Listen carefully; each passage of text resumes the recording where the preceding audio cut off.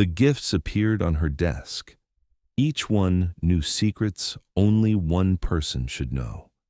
Channel's hands trembled as she stared at the velvet box on her desk, the seventh gift in 3 weeks from an admirer who knew things no stranger should know.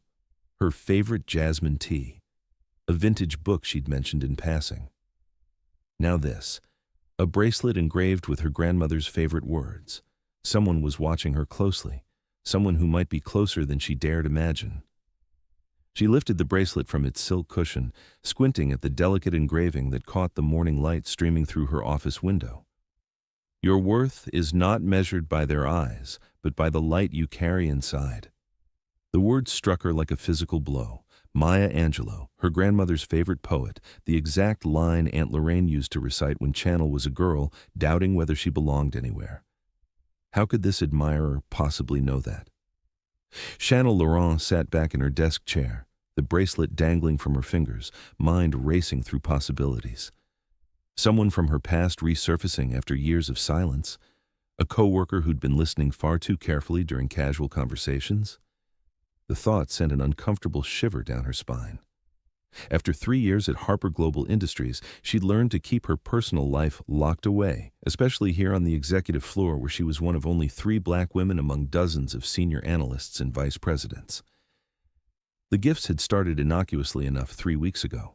A paper cup of jasmine tea, her exact order from the coffee shop downstairs, appearing on her desk one morning with a small card tucked underneath. For brilliant mornings, the note had read in elegant handwriting that looked almost calligraphic. She'd assumed it was a thank you from a colleague whose project she'd helped salvage the week before. Then came the vintage first edition of Their Eyes Were Watching God. That had stopped her cold. She'd mentioned wanting that specific book exactly once, 3 months ago, during a hallway conversation with Tasha Fletcher from marketing. Just a passing comment about books she wished she owned. Someone had remembered, someone had listened, someone had spent real money. First editions weren't cheap. After that came smaller gifts, a silk scarf in deep purple, her favorite color she'd never mentioned at work, a framed print with a quote about worthiness that seemed to speak directly to her deepest insecurities, a bottle of custom-blended perfume that smelled like jasmine gardens and summer nights, each gift more personal, more knowing, more intimate than the last. Now this bracelet with her grandmother's words. This felt like someone reaching into her chest and touching her soul directly. Channel's desk phone rang, jolting her from spiraling thoughts. Graham Harper's assistant, her voice professionally warm. Miss Laurent, Mr. Harper needs you in his office for a strategy review. Are you available now? Her chest constricted, a response she'd developed over 3 years of working closely with Graham Harper, billionaire CEO and founder of Harper Global Industries. The man was brilliant, demanding, and possessed an uncanny ability to see through corporate performance to the real person underneath. He made her nervous and energized in equal measure. I'll be right there. Channel set down the bracelet, then on impulse, fastened it around her wrist. The cool metal settled against her skin like a promise. She gathered the quarterly analysis files she'd been preparing, checked her reflection in her phone screen, professional armor in place, hair in a neat bun, minimal makeup, navy suit that said competent rather than eye-catching, and headed for the elevator. 3 years ago, Graham Harper himself had conducted her final interview, unusual for a CEO of a company employing over 2,000 people. She'd prepared obsessively, knowing she'd need to be twice as good to overcome the assumptions people made about black women in corporate strategy roles. She'd walked into that interview ready to prove herself with rehearsed answers and careful composure. Graham had thrown out her carefully prepared script within the first 5 minutes. Forget the standard questions, he'd said, leaning back in his chair with an expression of genuine curiosity. I've read your resume. Impressive credentials. What I want to know is how you think. He'd presented a real company problem, a failed market expansion in Southeast Asia, and simply said, talk me through what went wrong and how you'd fix it. For 90 minutes, Channel had forgotten to be nervous. She'd lost herself in the puzzle, dissecting the problem from multiple angles, seeing patterns in the data that others had missed, proposing solutions that addressed root causes rather than symptoms. When she'd finally looked up from the whiteboard where she'd been sketching strategy frameworks, Graham had been watching her with an expression she couldn't quite read, respect mixed with something warmer, more personal. "You see patterns others miss," he'd said simply, standing to shake her hand. His grip had been warm, firm, lasting a beat longer than strictly professional. "When can you start?" That moment had established their dynamic for the next 3 years. His quiet observation, her disciplined brilliance, and an undercurrent neither of them acknowledged. He noticed things about her, when she was stressed, when she'd worked too late, when she needed a challenge rather than routine work. She noticed things about him too, the way his voice dropped lower when he was truly interested in an idea, how he rubbed his jaw when thinking through complex problems, the rare, genuine smile that transformed his usually controlled expression into something almost boyish. But they maintained appropriate distance. He was the billionaire CEO. She was the analyst working her way up. Nothing about their situation invited anything beyond professional respect. The elevator doors opened on the executive floor. Channel walked past Diana Reynolds' office, senior vice president, old money elegance, blonde perfection, and rumored past relationship with Graham. Diana glanced up from her computer, eyes tracking Channel's movement with the assessing coldness of someone calculating threat levels. "Channel? Early meeting with Graham?" Diana's smile could freeze fire. "You two have been spending quite a bit of time together lately. Singapore project requires extensive strategy work." Channel kept her voice neutral, professional. "Confidential client data means small team." How convenient." Diana stood, moving to her office door with the deliberate grace of someone used to commanding attention. "Just a friendly word of advice? Be careful about perceptions. Late-night meetings, closed-door sessions, private dinners, even if perfectly innocent people talk. And in corporate environments, perception often matters more than reality." The warning landed exactly as Diana intended, a reminder that Channel's position was precarious, that her success could be questioned, that being a black woman in senior strategy meant constant scrutiny of her methods and motives. "I appreciate your concern," Channel said evenly, refusing to show how the words stung. "My work speaks for itself." "Does it? Or does having Graham's ear speak louder?" Diana's expression remained pleasantly neutral, making the accusation somehow worse. "I'm just saying, protect yourself. These situations rarely end well for the less powerful party." Channel continued to Graham's office before her temper could override her professional judgment. She paused outside his door, taking a steadying breath. Diana's words had hit their target, awakening the familiar anxiety that followed her everywhere in this building. Am I really good enough? Or am I just convenient? Does my work matter, or just who notices it? She knocked twice, heard Graham's voice. "Come in." Graham's corner office overlooked the harbor, floor-to-ceiling windows offering a view of boats cutting through gray-blue water under an overcast sky. The office itself reflected Graham's aesthetic, minimalist furniture with clean lines, shelves of books that were clearly read rather than decorative, abstract art that invited contemplation rather than announced wealth.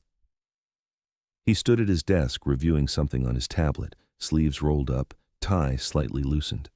It was barely 8 in the morning, but Graham had probably been working since 6. He looked up as she entered, and something flickered across his face. Warmth, pleasure, something quickly controlled. "Channel, thank you for coming up on short notice. Close the door, please." She obeyed, her stomach flipping slightly. Closed doors meant confidential discussions, private conversations, the kind of meetings Diana would definitely notice and comment on. Graham gestured to the chairs facing his desk. "How are the Singapore projections coming?" Channel opened her tablet, pulling up the analysis she'd been refining for weeks. "Ahead of schedule, I've identified 3 primary market entry strategies, each with different risk-reward profiles." She walked him through the data, warming to her subject, forgetting self-consciousness in the pleasure of complex problem-solving. Graham listened with the focused attention that made people feel truly heard. He asked sharp questions that pushed her thinking deeper, challenged assumptions that needed challenging, built on her ideas in ways that made the strategy stronger. This was what she loved about working with him. He didn't just accept her analysis, he engaged with it, made her better through the rigor of his thinking. 30 minutes into their discussion, Graham's eyes dropped to her wrist. His expression shifted subtly, something between surprise and an emotion she couldn't name. "That's beautiful," he said, nodding toward the bracelet. "Is it new?" Channel glanced down at the silver catching light from the windows. "Yes, actually. A gift from—" She hesitated, then decided on honesty. "From a secret admirer." The muscle in Graham's jaw tightened almost imperceptibly. If she hadn't spent 3 years learning to read his micro-expressions during high-stakes negotiations, she might have missed it. "A secret admirer." His voice remained carefully neutral. "That sounds intriguing. And slightly concerning." "More concerning than intriguing," Channel admitted. She found herself telling him about the gifts, the escalating intimacy of knowledge they demonstrated, the way this admirer seemed to know things that felt invasive. "The bracelet has words my grandmother used to say, family words. How does a stranger know that?" Graham stood, moving around his desk with the controlled energy that characterized all his movements. He was tall, built like someone who actually used the executive gym rather than just paying for the membership, presence that commanded rooms without effort. He stopped closer than strictly professional, but not quite intimate, about 2 feet away, near enough that she could smell his cologne, something woodsy and clean that she'd come to associate with these private meetings. "May I see it?" His voice had dropped to that lower register that made her awareness spike. Channel extended her wrist without thinking. Graham's fingers closed gently around her arm, turning her hand to examine the engraving. His touch was warm, careful, sending electricity racing up her arm to her shoulder, her neck, places that had no business responding to a simple professional interaction. He studied the bracelet for a long moment, thumb unconsciously stroking the inside of her wrist where her pulse hammered visibly. "Whoever this person is," Graham said slowly, still holding her wrist, eyes on the engraving rather than her face, "they've been paying very close attention to you." "That's what worries me," Channel said, voice coming out breathier than intended. "It feels like being studied under a microscope, like someone's been cataloging my habits, my preferences, my history." "Or cherished." Graham's thumb continued its absent stroking pattern against her skin. "Maybe this person sees something in you that you don't see in yourself, something worth celebrating." The words, delivered in that low, rough voice, felt like more than abstract philosophy. They felt personal, pointed. Channel looked up from her captured wrist to find Graham's eyes already on her face, not the bracelet. The intensity in his gaze stole her breath, heat and hunger mixed with something like regret or restraint. The air between them thickened, charged with electricity that had been building for 3 years of professional proximity and denied attraction. She should pull her wrist away, step back, re-establish appropriate distance. She didn't move. "Mr. Harper," she began. "Graham," the correction was quiet but firm. "When we're alone like this, when it's just us, call me Graham." The intimacy of that simple request shifted something fundamental in the space between them. First names felt dangerous, personal, like acknowledging something they'd both been pretending didn't exist. "Graham," she tested the name, found it fit comfortably in her mouth. "This admirer situation aside, I wanted to discuss the Singapore timeline." "The timeline is fine. The strategy is brilliant, as always." His eyes hadn't left her face. "Channel, can I ask you something? And will you answer honestly?" Pressure built behind her ribs. "Of course." If this admirer revealed themselves, if they turned out to be someone you already knew, someone whose interest created complications, would you want to know? Or would you prefer the mystery? The question felt loaded with meaning she couldn't quite decode. "I think I'd want to know," she said carefully. "Uncertainty is worse than complicated truth. At least with truth, you can make informed decisions." Graham nodded slowly, something shifting behind his eyes like he'd made a decision. But before he could speak, his desk phone buzzed. John Bennett, his CFO. "Graham, the Singapore investors are online too. You said to interrupt." The spell broke. Graham released her wrist, stepped back to professional distance, transforming in seconds from the man who'd been touching her with such careful intimacy to the CEO who ran a billion-dollar empire. "Thank you for the analysis, Channel. Excellent work as always." His voice had regained its boardroom polish. "Let's schedule a follow-up session for tomorrow evening. Say, 7? Most of the building will be empty by then. We can work without interruptions. 7 works. She gathered her tablet with hands that trembled slightly. Tomorrow. At his office door, she paused, glancing back. Graham had already turned to take his call, but his eyes tracked her movement. In that unguarded moment, she saw the same hunger that must be written all over her own face, want and frustration, and the exhausting effort of constant restraint. She walked back to her office on legs that felt unsteady, mind replaying every moment of that interaction. The way he'd touched her wrist, the roughness in his voice, the loaded questions about the secret admirer. Wait. Channel stopped dead in the hallway, awareness flooding her system like ice water and fire simultaneously. The way Graham had looked at the bracelet, surprised but not curious, like he recognized it rather than was seeing it for the first time. The specific phrasing of his question about wanting to know the admirer's identity, the way his thumb had stroked her wrist with such unconscious tenderness. No, impossible. Graham Harper, billionaire CEO, did not conduct secret admirer campaigns with employees. That would be insane, wildly inappropriate, a catastrophic violation of every power dynamic and professional boundary that existed. But the alternative explanation, that someone else had been studying her this closely, felt even more unsettling. Channel reached her office, closed the door, and stared at the bracelet on her wrist.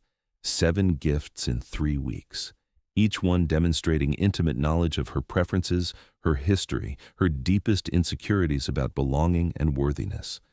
Who else but Graham had been close enough, attentive enough, to know all these things? Her phone buzzed with a text from Tasha. "Lunch today? You've been weird for weeks and I'm staging an intervention. Don't even try to cancel." Channel smiled despite her spinning thoughts. Tasha Fletcher had been her best friend since college, one of the few people who saw past her professional armor to the woman underneath. If anyone could help her make sense of this situation, it was Tasha. She texted back, "Luigi's at noon. I'm buying. And yes, I need to talk." The morning crawled past in a blur of spreadsheets and conference calls that Channel navigated on autopilot. Her mind kept circling back to that moment in Graham's office. His fingers on her wrist, the heat in his eyes, the careful questions that felt like they were asking something entirely different than what the words said. At 11:45, Diana Reynolds appeared in Channel's doorway without knocking. "So, private early morning meeting with Graham." Diana's smile was all teeth, no warmth. "Productive?" "Very. We finalized the Singapore market entry strategy." Channel kept her voice neutral despite the irritation rising in her throat. Singapore." Diana stepped into the office uninvited, closing the door behind her. "You know, Channel, I've been meaning to have a chat with you, woman to woman." Channel set down her pen slowly, giving Diana her full attention. About perception management, about protecting yourself." Diana perched on the edge of Channel's desk with casual presumption. "I've been at Harper Global for 8 years. I've seen this pattern before. Brilliant young woman catches Graham's attention, gets special project assignments, spends increasing amounts of private time together, and then," she trailed off meaningfully, "and then what? And then when it falls apart, as these things always do, one person is still the billionaire CEO and the other is the woman whose career gets defined by that relationship rather than her actual competence." Diana examined her manicured nails. "I'm not saying anything has happened between you and Graham. I'm saying it looks like it might be heading that direction, and you should be careful." The fake concern in Diana's voice made Channel's skin crawl. This wasn't friendly advice. This was a warning shot, letting Channel know she was being watched, judged, that any hint of impropriety would be weaponized against her. "I appreciate your concern," Channel said with careful control. "But my relationship with Mr. Harper is purely professional. My work speaks for itself." "Does it, though?" Diana stood, smoothing her skirt.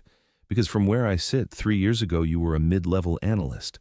Now you're working on the company's most strategic expansion, have a corner office on the executive floor, and spend more private time with the CEO than any senior vice president. That's either extraordinary competence or something else entirely. People will draw their own conclusions." "Let them." Channel stood as well, refusing to be looked down on. I've been fighting assumptions about my competence since my first day in corporate America. If people want to reduce my success to something other than my actual work, that says more about them than me. Diana's smile sharpened. Brave words. I hope your confidence is justified. She headed for the door, paused with her hand on the handle. Oh, and Channel, that bracelet is lovely. New admirer. How nice for you. I do hope you figure out who they are. Secrets have a way of becoming complicated in professional environments. After Diana left, Channel sat heavily in her chair, adrenaline coursing through her veins in a fight-or-flight response. Diana suspected something, or at minimum, was looking for ammunition to undermine Channel's position. The bracelet had been noticed, would be remembered, would become part of whatever case Diana was building. Channel looked at her computer clock. 11:55. Time to meet Tasha and figure out what the hell she was going to do about all of this. Have you ever been in Channel's position, caught between ambition and attraction, wondering if that person watching you closely sees you as extraordinary or just convenient? Tell me your story in the comments, let me know where you're watching from, and hit subscribe if this mystery is already pulling you in. Because Channel is about to discover that sometimes the person watching closest is the last person we'd ever expect. Luigi's was crowded with the lunch rush, but Tasha had snagged their usual corner booth, 2 glasses of white wine already on the table, despite it being barely noon. She took one look at Channel's face and pushed a glass across the table. Okay, spill. You look like you're 3 seconds from either screaming or crying. What's going on? Channel slid into the booth, took a long sip of wine, and decided on complete honesty.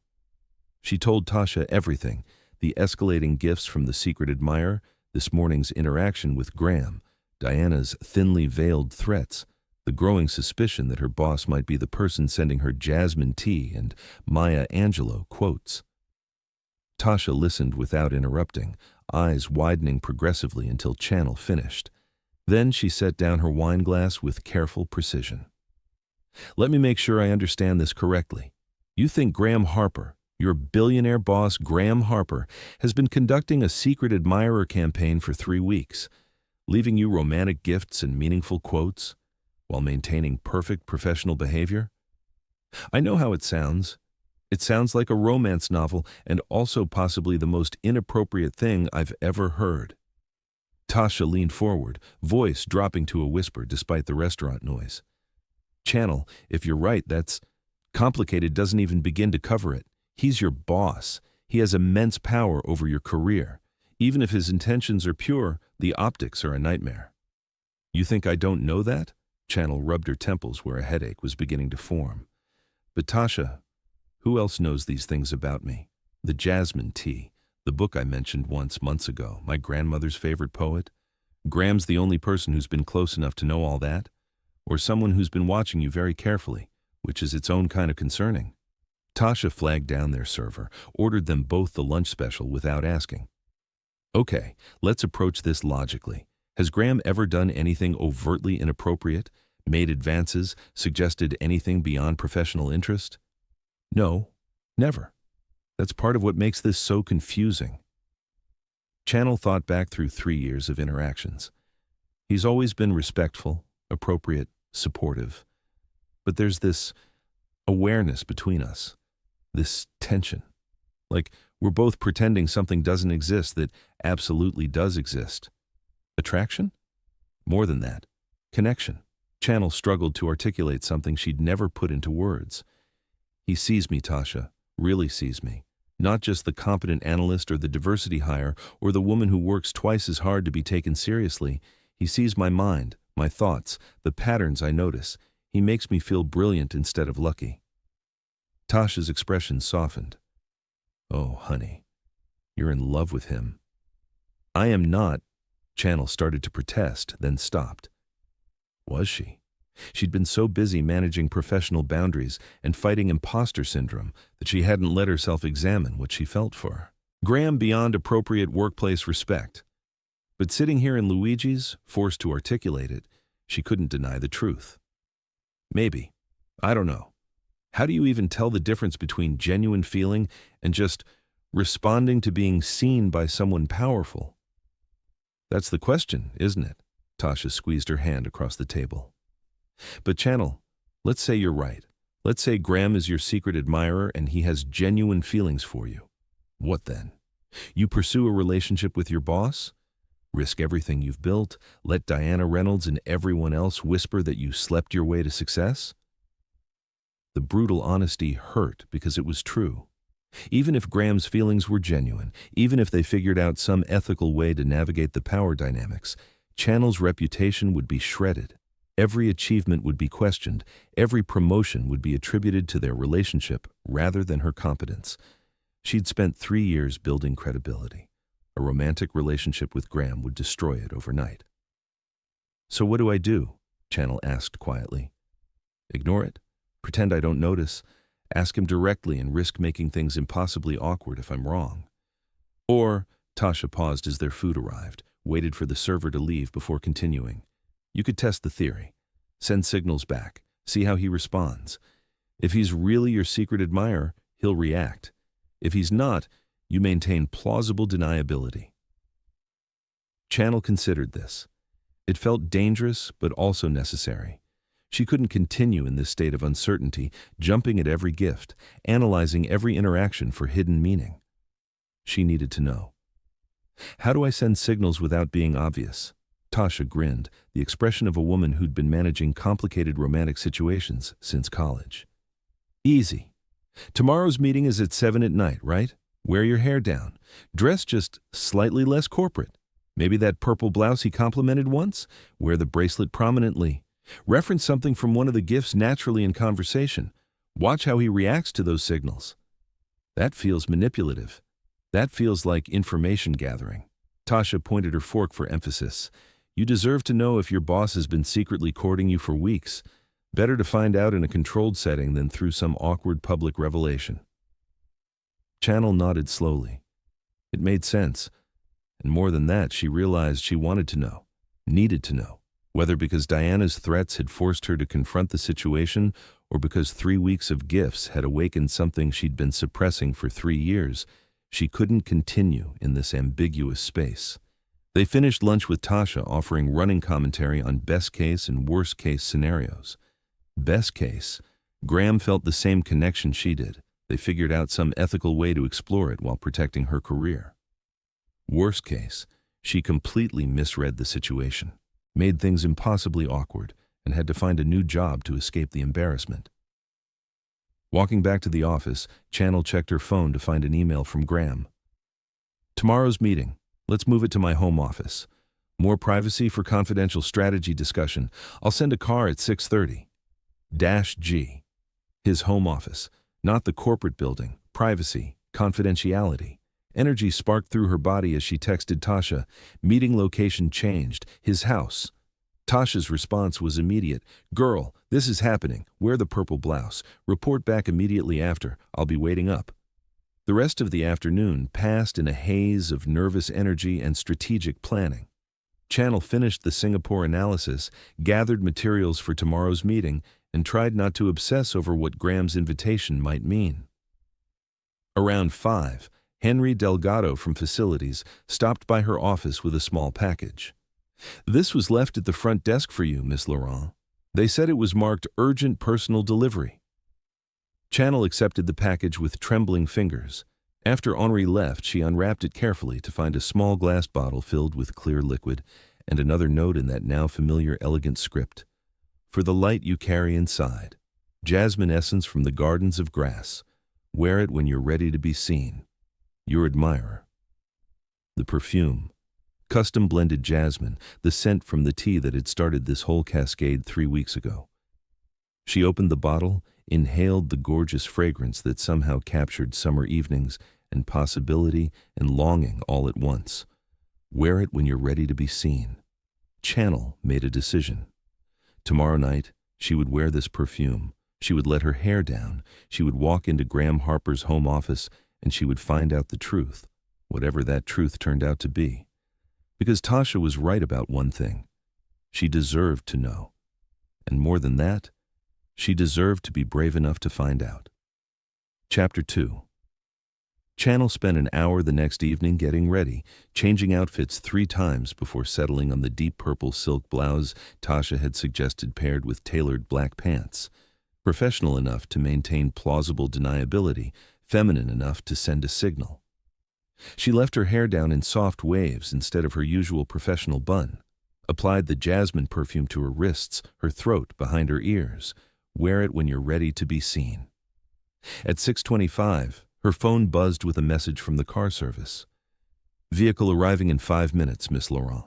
Channel grabbed her leather portfolio containing the Singapore analysis, took one last look in the mirror at this version of herself, softer, more vulnerable, ready for truth, and headed downstairs. The car was a sleek black sedan, driver holding the door with professional courtesy. "Good evening, Miss Laurent. Mr. Harper's estate, correct?" "Yes, thank you." The drive took 30 minutes through increasingly wooded areas outside the city. Channel watched the landscape transition from urban to suburban to something almost rural.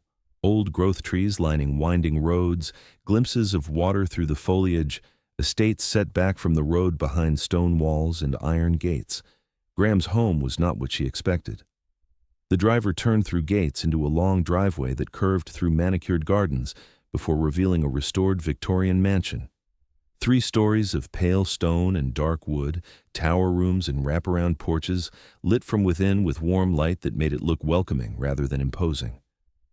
This wasn't the cold, modern architecture she'd imagined for a billionaire CEO. This was a home. The driver opened her door. "Mr. Harper said to come straight to the front entrance. He's expecting you." Channel walked up the stone path, nerves humming beneath her skin. Before she could knock, the door opened. Graham stood in the doorway wearing dark jeans and a charcoal cashmere sweater that made his eyes look impossibly blue. No tie, no jacket, hair slightly less controlled than his usual CEO style. This was Graham unplugged from his public persona, and the effect was devastating. His eyes widened slightly as he took her in, the loose hair, the purple silk, the visible pulse at her throat. Something flared in his expression before control reasserted itself. "Channel.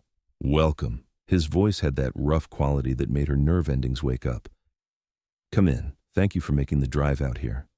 She stepped into a foyer that managed to be both grand and inviting, hardwood floors, Persian rugs, a curved staircase leading to upper floors. But what caught her attention was the art on the walls, not the expected expensive pieces chosen by decorators, but eclectic paintings and photographs that spoke of actual taste and personal meaning. "Your home is beautiful," she said honestly. "Thank you. I bought it 5 years ago, been slowly restoring it." He closed the door, gestured down a hallway. "The library is this way. I thought we'd be more comfortable there than in my formal office." The library. Of course it would be a library. Channel followed him through rooms that revealed more of the man behind the CEO persona. Comfortable furniture clearly meant to be used, bookshelves overflowing in every room, windows overlooking gardens where the last light of day painted everything gold. Then, Graham opened double doors to reveal the most magnificent library Channel had ever seen outside of movies or universities. 2 stories of floor-to-ceiling bookshelves connected by a wrought iron spiral staircase, rolling ladders on brass tracks, deep leather furniture grouped around a fireplace where flames danced and crackled, filling the air with the scent of burning cedar. Tall windows overlooking woods that were darkening toward night. A massive oak table covered with papers and books, clearly a working space rather than decoration. And everywhere, the smell of old books and wood smoke and possibility. "Oh," Channel breathed, turning slowly to take it all in. "Graham, this is incredible." His expression when she looked back was unguarded warmth. "I was hoping you'd appreciate it. Most people expect something flashier. But this," he gestured at the surrounding books, "this is where I actually live. Everything else is just the performance I give the world." The confession hung between them, intimate and trusting. He was showing her his real space, his authentic self, inviting her into the private life he kept carefully separated from his public CEO persona. "I love it," Channel said simply. "It's perfect." Something shifted in his expression, relief, pleasure, a softening around his eyes that made him look younger and more vulnerable. "Good. I'm glad. Make yourself comfortable." Can I get you something to drink? Wine, water, tea? Wine would be lovely. He moved to a sidebar where bottles were arranged, poured 2 glasses of red wine with the ease of someone comfortable in his own space. When he handed her the glass, their fingers brushed, and Channel felt that now familiar electric spark race up her arm. They settled at the oak table, spreading out the Singapore materials. For the first hour, they worked with focused intensity, discussing market entry strategies, analyzing competitive landscapes, building on each other's ideas with the intellectual chemistry that had characterized their best collaborations. But underneath the professional discussion, awareness hummed. Channel caught Graham's eyes tracking her when he thought she wasn't looking, lingering on her hair, her throat, the bracelet on her wrist. She noticed how he leaned closer when making a point, the way his voice dropped lower when speaking directly to her, the almost unconscious way he touched her shoulder or hand to emphasize something important. The jasmine perfume seemed to affect him particularly. Several times she caught him inhaling deeply, expression flickering with something between pleasure and pain. Around 8, as they were debating timeline strategies, rain began pattering against the tall windows. Soft at first, then building to a steady drumming that created a cocoon of sound around them, the rhythm matching the building tension in Channel's chest. Rain wasn't in the forecast, Graham observed, moving to the windows. This looks like it's settling in for the evening. Channel joined him at the window, watching rain stream down glass, blurring the view of darkening woods. The firelight reflected in the wet panes, creating dancing patterns of orange and gold. It's beautiful, cozy. It is. But he wasn't looking at the rain. He was looking at her reflection in the window, and the heat in his eyes made her breath catch in her throat. Channel, I need to tell you something. Several things, actually. And I need you to hear me out before you respond, because this is complicated, and I don't want to make you uncomfortable, but I can't. He stopped, seeming to wrestle with something. I can't keep pretending anymore. Her body hummed with anticipation. Pretending what? He turned to face her directly, close enough that she could feel the warmth radiating from his body, see the individual flecks of color in his eyes. That I don't notice everything about you, that I haven't been paying attention for 3 years to every detail, every preference, every moment you revealed something real beneath your professional armor. Graham, let me finish, please. His hands flexed at his sides like he was restraining himself from reaching for her. You asked yesterday about your secret admirer, whether you'd want to know their identity even if it created complications. Channel, I'm your secret admirer.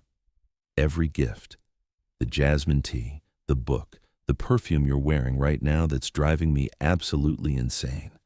I've been trying to show you how I see you without crossing lines that my position makes dangerous to cross, but watching you try to puzzle out who's been leaving you gifts while standing 3 feet from me, I can't do it anymore.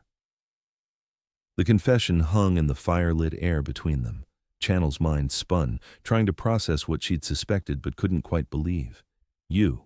This whole time it's been you. Yes. His voice roughened with emotion. And I know my position makes this complicated. Impossible, maybe. The power dynamics, the potential for you to feel pressured or coerced, the damage it could do to your career. I've thought about all of it, Channel. That's why I never said anything directly. Why I hid behind anonymous gifts. Because I would never, ever use my position to pressure you into anything.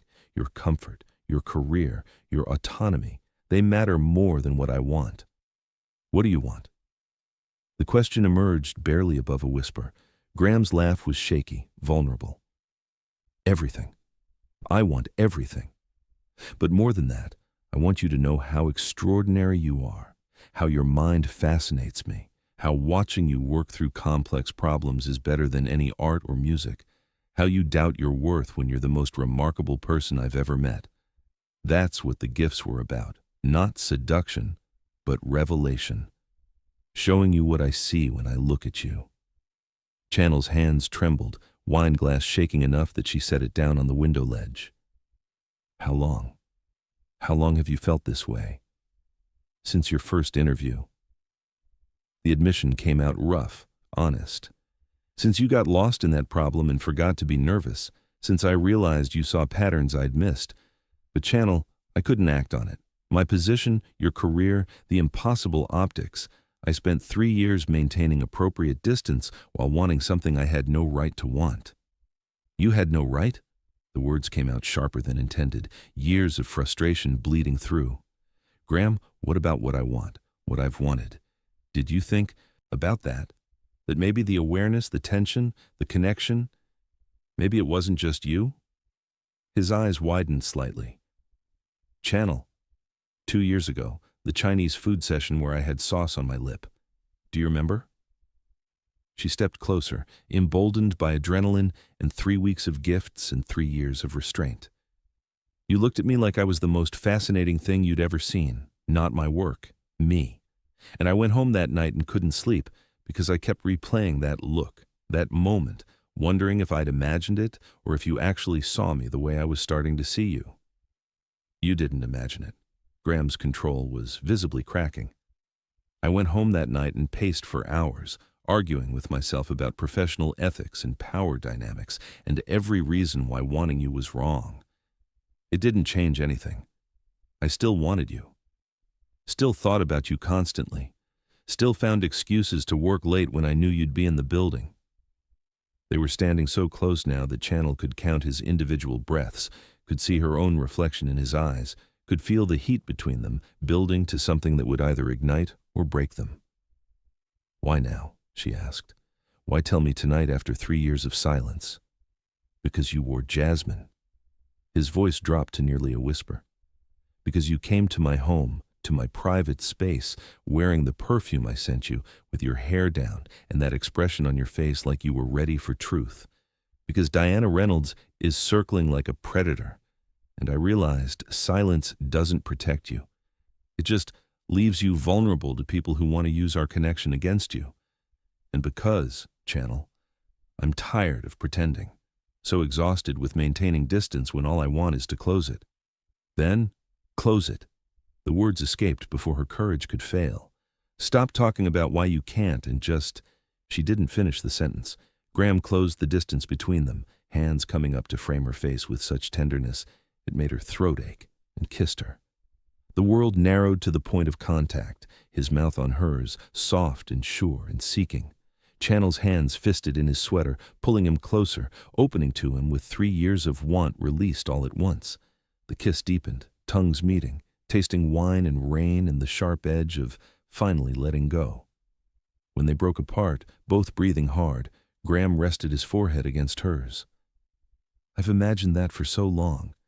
It's better than imagination. Again, Channel demanded breathlessly. Do it again.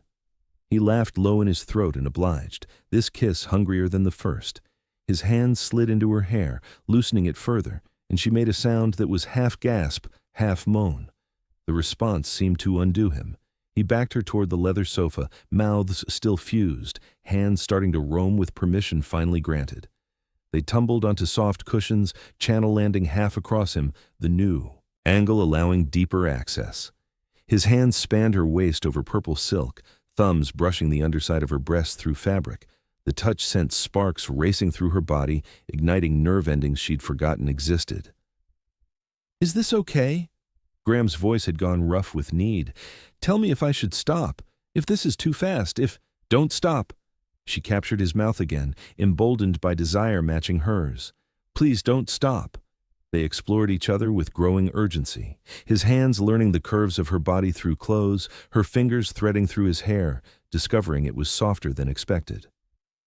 When Graham's mouth left hers to trace her jaw, her throat, finding the spot where neck met shoulder, Channel gasped and arched into him.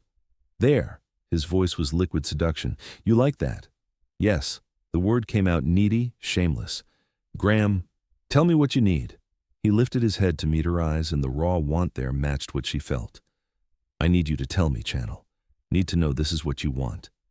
You, she pulled him back down. I want you. More of this, more of you. Buttons opened under patient fingers. Her blouse, his sweater, skin meeting skin, and the first contact of her hands on his bare chest made them both groan. He was solid, warm, real under her palms, not a fantasy or a forbidden what-if, but flesh and muscle and beating heart. Graham's mouth followed where his hands had explored. Kisses along her collarbone, the swell of her breasts above lace, each touch reverent and hungry simultaneously. His hands traced her spine, finding the clasp of her bra with more skill than expected, pausing. "Can I?" he asked against her skin. "Yes."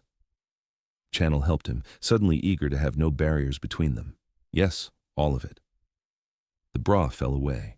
Graham pulled back enough to look at her in the firelight, and the expression on his face, awe and desire and something like worship, made her feel beautiful in ways no mirror ever had. "Perfect," he breathed. "You're absolutely perfect." His mouth on her bare skin drew sounds from her throat she didn't recognize as her own. Channel's hands explored his back, his shoulders, the muscles flexing under her touch. When she tugged at his belt, he groaned and helped her, seeming to need the contact as desperately as she did. They shifted on the sofa, Graham's weight settling over her, one leg between hers creating delicious friction even through remaining layers. Channel's skirt had rucked up, his hand hot on her thigh, and when she hooked her leg over his hip to pull him closer, they both froze at the intimate contact, the clear evidence of his arousal pressing against her. Channel. Her name was warning and want. We need to talk about boundaries, about what this means Monday morning, about later." She rolled her hips, drawing a strangled sound from him. "We can talk about all of that later. Right now, I just need to feel this. Feel you. Feel wanted without analyzing or protecting or worrying about optics." "You are wanted." He captured her mouth in a kiss that left no doubt. "So desperately wanted, have been for years. Channel, you have no idea how much I want you." "Show me." She met his eyes in the dancing firelight. "Show me everything." But even as passion built between them, even as hands grew bolder and kisses more demanding, something made Graham pause. He pulled back fractionally, breathing hard, expression torn between want and something else. Care, perhaps, or conscience. "Not like this," he said roughly. "Not rushed on a sofa our first time.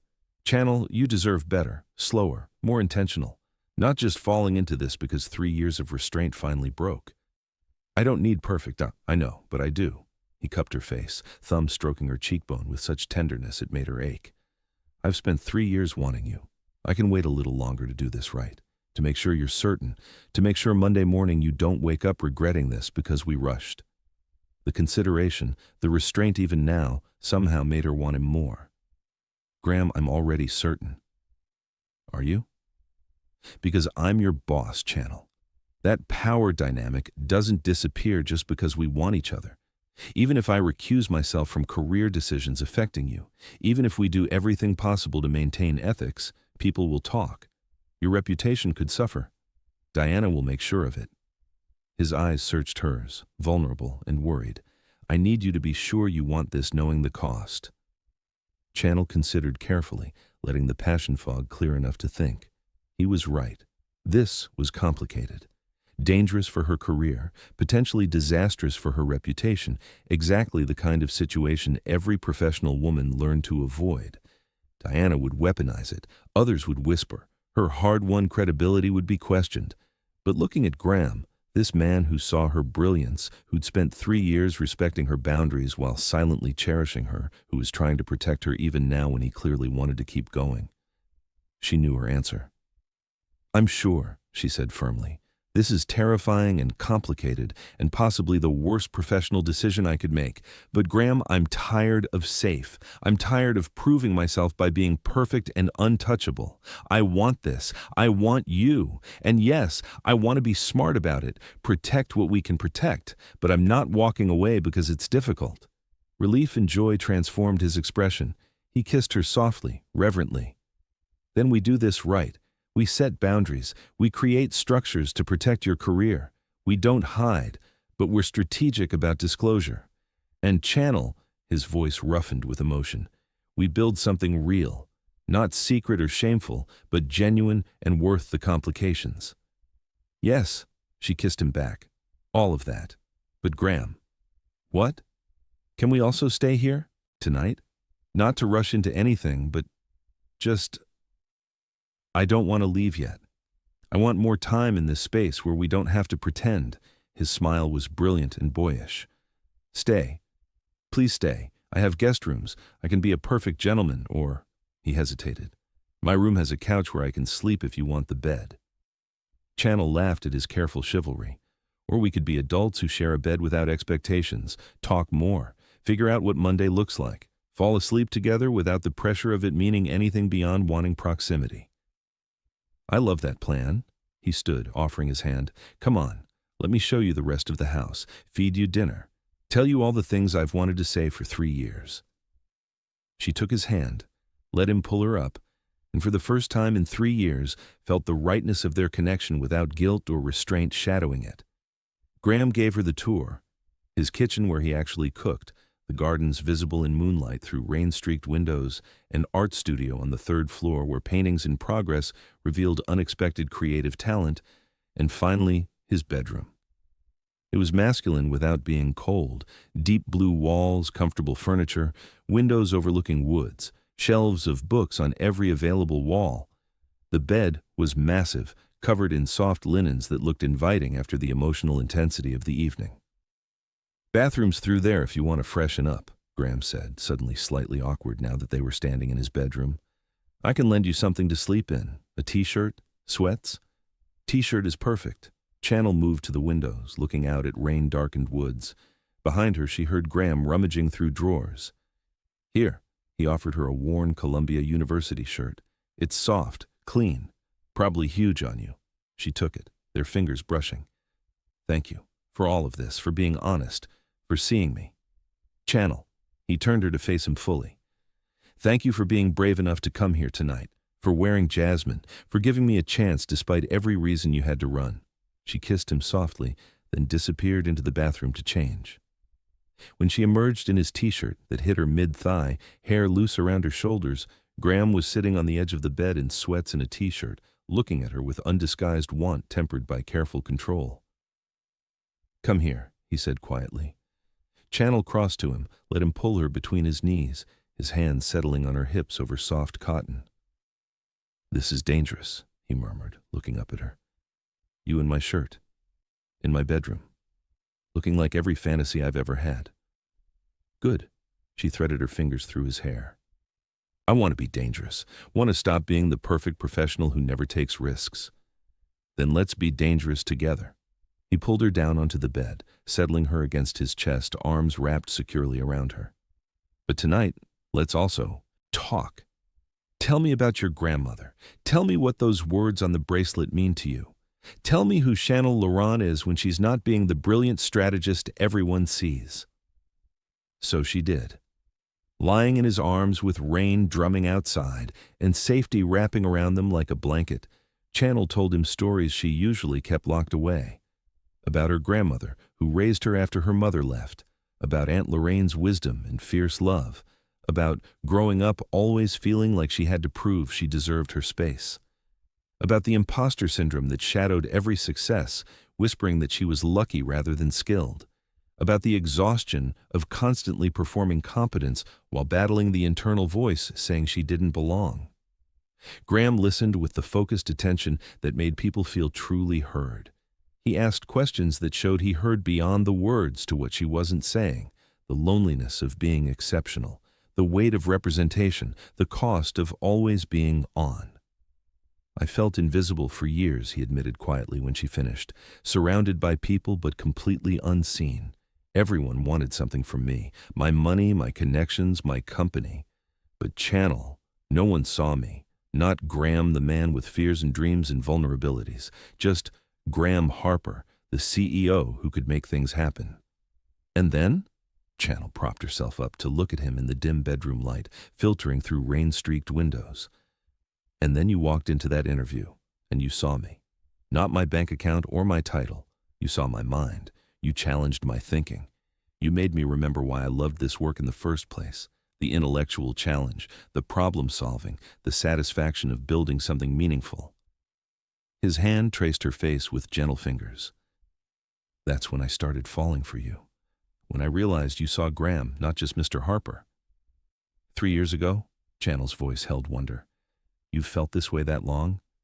Longer than I should admit. He traced patterns on her shoulder over his t-shirt.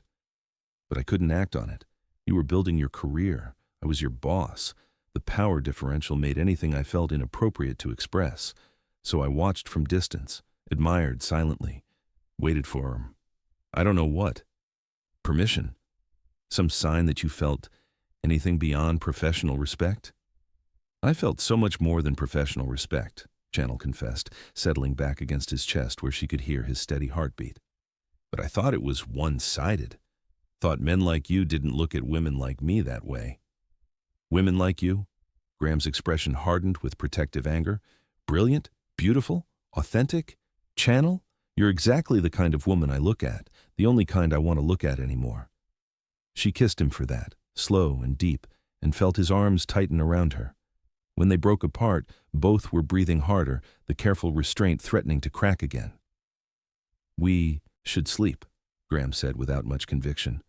Before I forget all my noble intentions about taking this slowly. We probably should, Channel agreed, making no move to create distance. But Graham? Thank you, for the gifts, for seeing me, for being patient for 3 years. She settled back against his chest, feeling his steady heartbeat under her ear, the rise and fall of his breathing gradually matching hers. I'm glad you finally told me. Me too.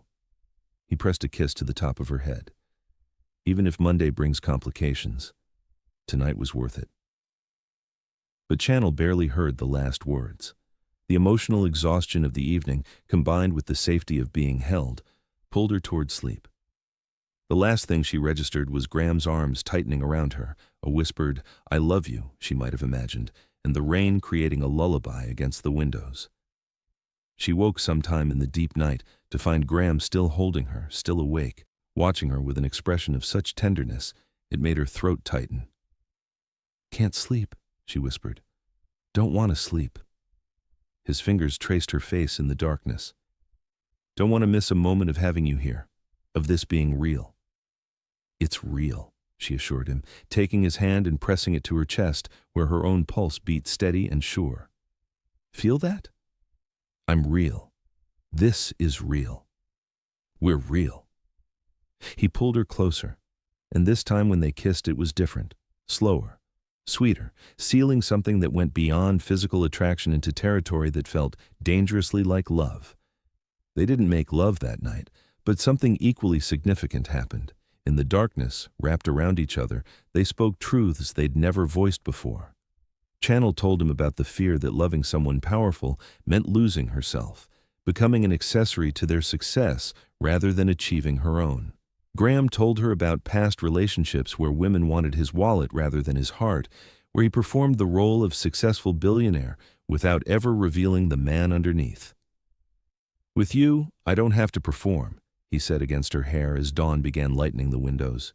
You see through all the CEO polish to the messy human underneath. And Channel, you love me anyway. That's the gift. Not that you think I'm perfect, but that you see my flaws and choose me regardless. Same, she whispered back. You see my doubt, my fear, my imposter syndrome, all the things I hide from everyone else. And you don't tell me I'm wrong to feel them. You just remind me I'm stronger than I think. That's love, Graham. Real love. The word hung between them, acknowledged for the first time. I do love you, Graham said clearly, no longer trying to hide it. I know it's too soon by conventional standards. But Channel, I've been in love with you for 2 years. Last night just let me finally say it out loud. Tears pricked her eyes. Happy tears, grateful tears. I'm in love with Mavar. You too. Terrified by it, but completely in love. They made love as the sun rose, slow and tender and full of whispered declarations. It wasn't the passionate combustion of their sofa encounter, but something deeper, bodies learning each other with reverent curiosity, finding what brought pleasure and sighs and gasped names. When they finally joined, eyes locked and hands clasped, it felt less like sex and more like sealing a vow. Afterward, wrapped around each other in sheets that smelled like them both, Channel felt a completeness she'd never experienced. Not just physical satisfaction, though that had been extraordinary, but emotional wholeness, like finding a missing piece of herself she hadn't known was lost. Stay here today, Graham murmured against her shoulder. Call in sick. We'll spend the day in bed making love and planning how to navigate Monday. That's irresponsible, she protested weakly. It's necessary. He kissed along her collarbone. Channel, we have the rest of our lives to be professional. Give me one day to just be yours, with no corporate responsibilities or power dynamics. One day where we're just Graham and Channel figuring out how to love each other. She considered arguing, but the truth was, she wanted this too. Wanted time to exist in this bubble before reality crashed back in. Okay, one day. But Graham, we really do need to figure out Monday. Diana's watching. The board will have questions if they find out. We need a strategy. We will, I promise. He pulled her closer. But first, let me make you breakfast. Then we'll talk logistics and boundaries and all the complicated reality waiting for us. Deal? Deal. They spent that stolen day in Graham's house, alternating between passionate reconnection and serious planning. By evening, they had a framework. Professional distance at work, relationship disclosure to John Bennett for ethical oversight, clear boundaries between their roles as boss-employee and their private relationship. It wouldn't be easy. Nothing about loving your boss ever was. But lying in Graham's arms that night, Channel felt something she'd never felt before. Absolute certainty that this man was worth the complications, that what they were building was worth fighting for. Ready for tomorrow? Graham asked as they prepared for bed their second night together. No, Channel admitted honestly, but I'm ready to try.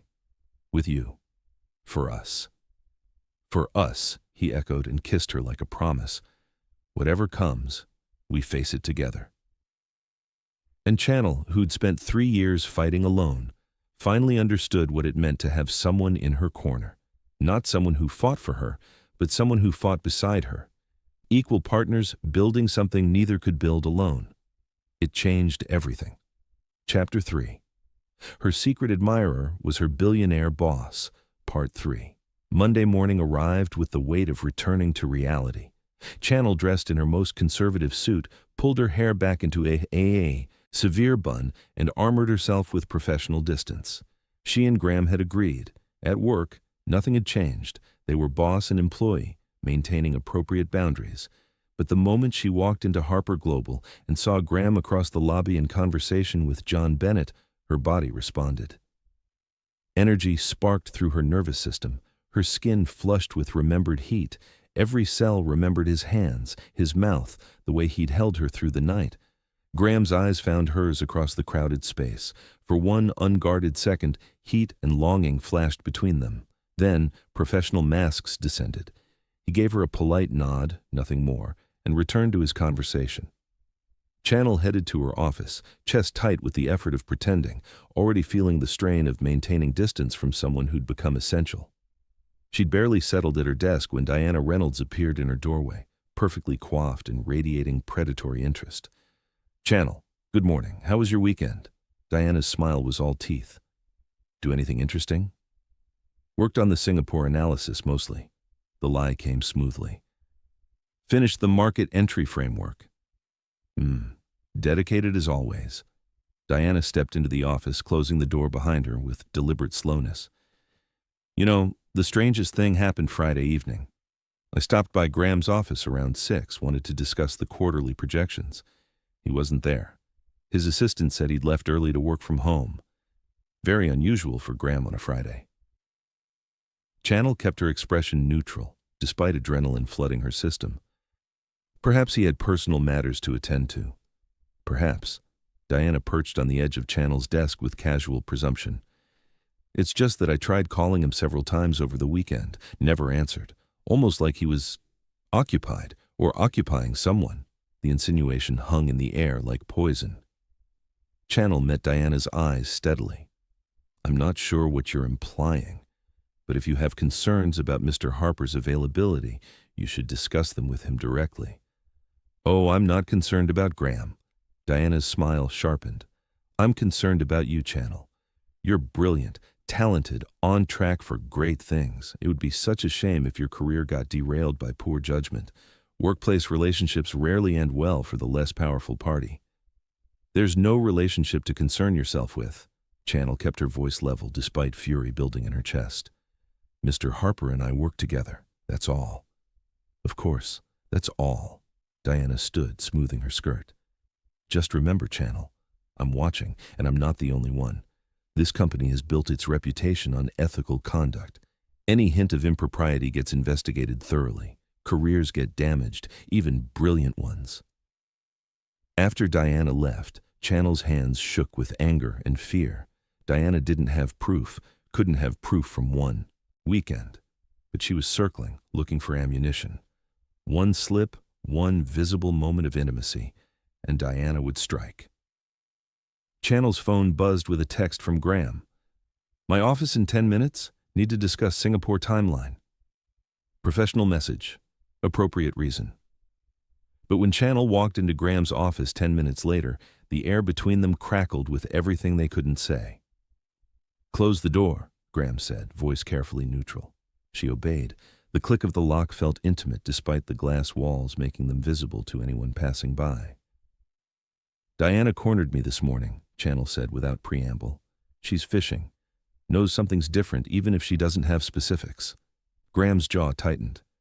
"She stopped by my office too, same fishing expedition. I told her my weekend activities weren't company business. That'll just make her more suspicious." "I know." He ran a hand through his hair, frustration evident. "Channel, we need to be more careful than we planned. Diana's looking for any crack in our professional facade. We can't give her one." "What are you saying?" "I'm saying no private meetings unless absolutely necessary. No lingering looks, no texts that aren't strictly professional. We maintain perfect distance here until Diana moves on to another target." His eyes held apology and regret. "I know that's not what we agreed this weekend, but if Diana manufactures a scandal before we're ready to disclose on our terms, my career gets destroyed and yours gets a temporary headache." Channel finished the thought bitterly. "I understand the reality, Graham. I've always understood it. That's not—" He stopped himself, glancing at the glass walls where several people passed by. "This conversation should be about Singapore, not personal matters." The professional reminder stung, even though she knew he was right. Channel pulled up the analysis on her tablet, and they spent the next 30 minutes discussing market strategies with careful formality. But underneath the professional discussion, tension hummed. Every accidental brush of fingers passing documents felt electric. Every carefully maintained distance felt like denial of something fundamental. When the meeting ended, Channel stood to leave. At the door, she paused. "Graham?" She kept her voice low. "This is going to be harder than we thought." "I know." His eyes held everything he couldn't say aloud. "But you're worth the difficulty. We're worth it." She left before her resolve could crack, before she could cross back to him and damn the glass walls and watching eyes. The next 3 weeks were exquisite torture. Channel and Graham maintained flawless professional boundaries at work, appropriate distance, formal interactions, no hint of anything beyond boss and employee. But outside work, they built something real. Dinners at Graham's estate where they cooked together and talked for hours. Weekends exploring the city, carefully avoiding anywhere. Too public, where business associates might see them. Late-night phone calls that lasted until dawn, learning each other's dreams and fears and everything in between. The physical restraint was hardest. They'd agreed to take things slowly after that first morning together, not rush into complete intimacy every time they were alone. But slow meant stolen kisses that left them both aching. Careful touches that promised more. Nights sleeping tangled together, fully clothed, fighting the urge to take what they both desperately wanted. "I'm going insane," Graham admitted one evening as they lay on his couch, Channel tucked against his side. His hand traced idle patterns on her shoulder over her sweater. "Having you here, wanting you, maintaining this civilized restraint, it's killing me." "Me too." Channel pressed a kiss to his throat, feeling his pulse jump under her lips. "But you were right. We need to be sure, need to build the emotional foundation before we complicate things with regular physical intimacy." "When did I become so noble?" He groaned when her lips found the sensitive spot below his ear. "I'm regretting that decision intensely right now." She laughed, then gasped as his hand slid under her sweater, warm against bare skin. "Graham, I know, restraint, nobility, all those excellent reasons to stop." But his hand continued exploring, tracing her ribs, the curve of her waist, testing boundaries without quite crossing them. "Tell me to stop, and I will." "Don't stop." She shifted to straddle his lap, bringing them face to face. "Don't stop touching me. But maybe we should talk about what we're waiting for, what would make us ready. His hands settled on her hips, holding her steady. I want you to be certain. Want to know this isn't just excitement or forbidden fruit. That you want me, Graham, not just the idea of us. I already know that. Channel framed his face with her hands. I've known since that first night in your library. Graham, I'm not waiting because I'm uncertain. I'm waiting because you asked me to. Because you wanted to be sure I wouldn't regret it. And would you? His eyes searched hers. Regret it? Never. The word came out fierce, certain. The only thing I regret is wasting 3 years we could have had together. So if you're ready, if you're sure, then Graham, I don't want to wait anymore. Something shifted in his expression, restraint giving way to want. Tonight, then. Stay tonight. Let me love you properly, without holding back, without civilized distance. Yes. She kissed him deeply. Tonight, no more waiting. But before they could continue, Channel's phone rang. Tasha, with impeccable timing. I should get that, Channel said reluctantly. She's been asking when she can meet you properly. Graham smiled. Answer it. I'll start dinner. And Channel, after dinner, after we talk to Tasha, after everything, I'm taking you upstairs and we're finishing what we started. The promise in his voice sent shivers down her spine. I'm holding you to that.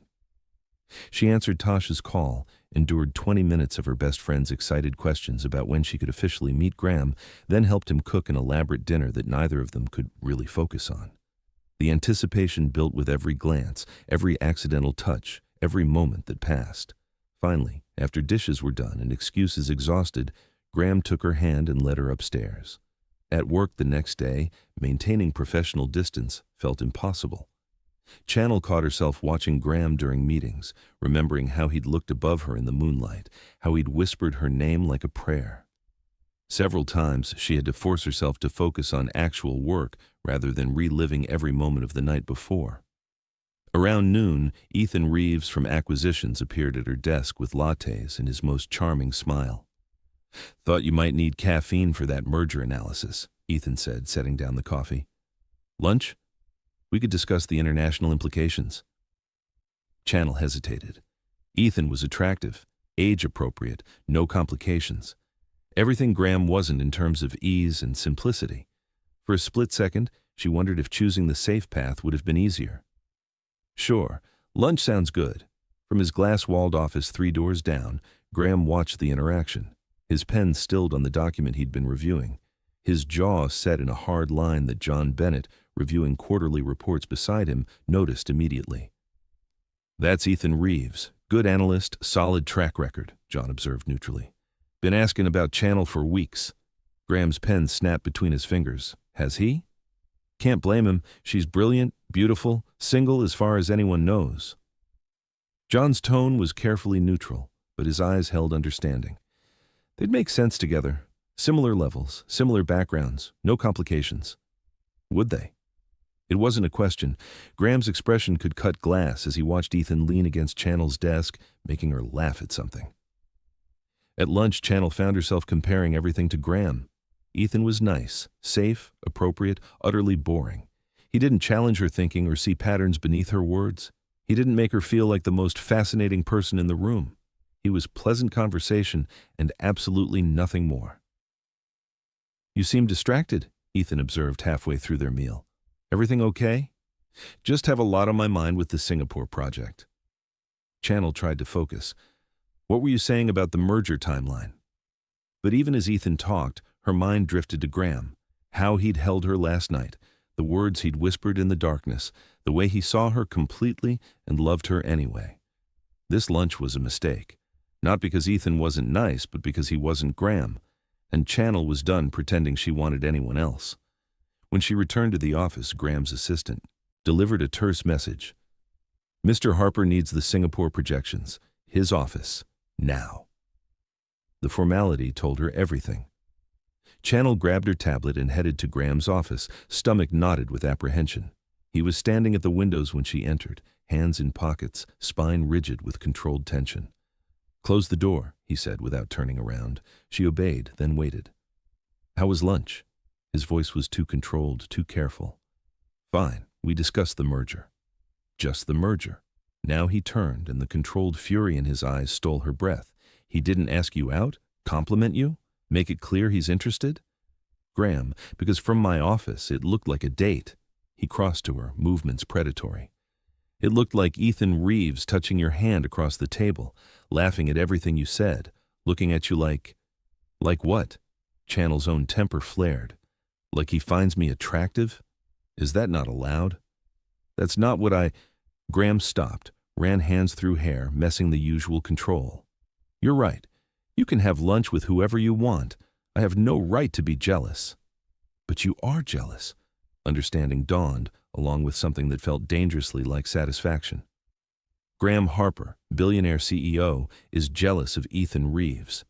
Insanely jealous. The admission was raw. Because he can take you to lunch in public, hold your hand where people can see, not have to pretend you're just a colleague when you're so much more. Channel, watching him make you laugh while I have to sit in my office maintaining professional distance. It's torture. The honesty diffused her anger. She stepped closer, mindful of the glass walls but unable to maintain full distance. It was boring, she admitted quietly. Lunch with Ethan was perfectly pleasant and completely boring. Because he's not you. Channel. But you don't get to summon me to your office every time another man looks at me. That's not professional distance. That's possessive and controlling, and you're absolutely right. He stepped back, rebuilding walls. I apologize. That was inappropriate. Graham, she softened. I didn't say I don't like that you're jealous. I said you can't act on it at work. There's a difference. His eyes darkened with understanding. Later then, tonight, when we're not boss and employee. Tonight, she agreed. You can tell me exactly how jealous you were. That evening at his estate, Graham showed her. Possessive and tender simultaneously, he mapped her body with hands and mouth, claiming her in ways that left no doubt about his feelings. When he finally entered her, eyes locked on hers, he whispered, Mine. You're mine, Channel. Only mine. Yours, she confirmed breathlessly.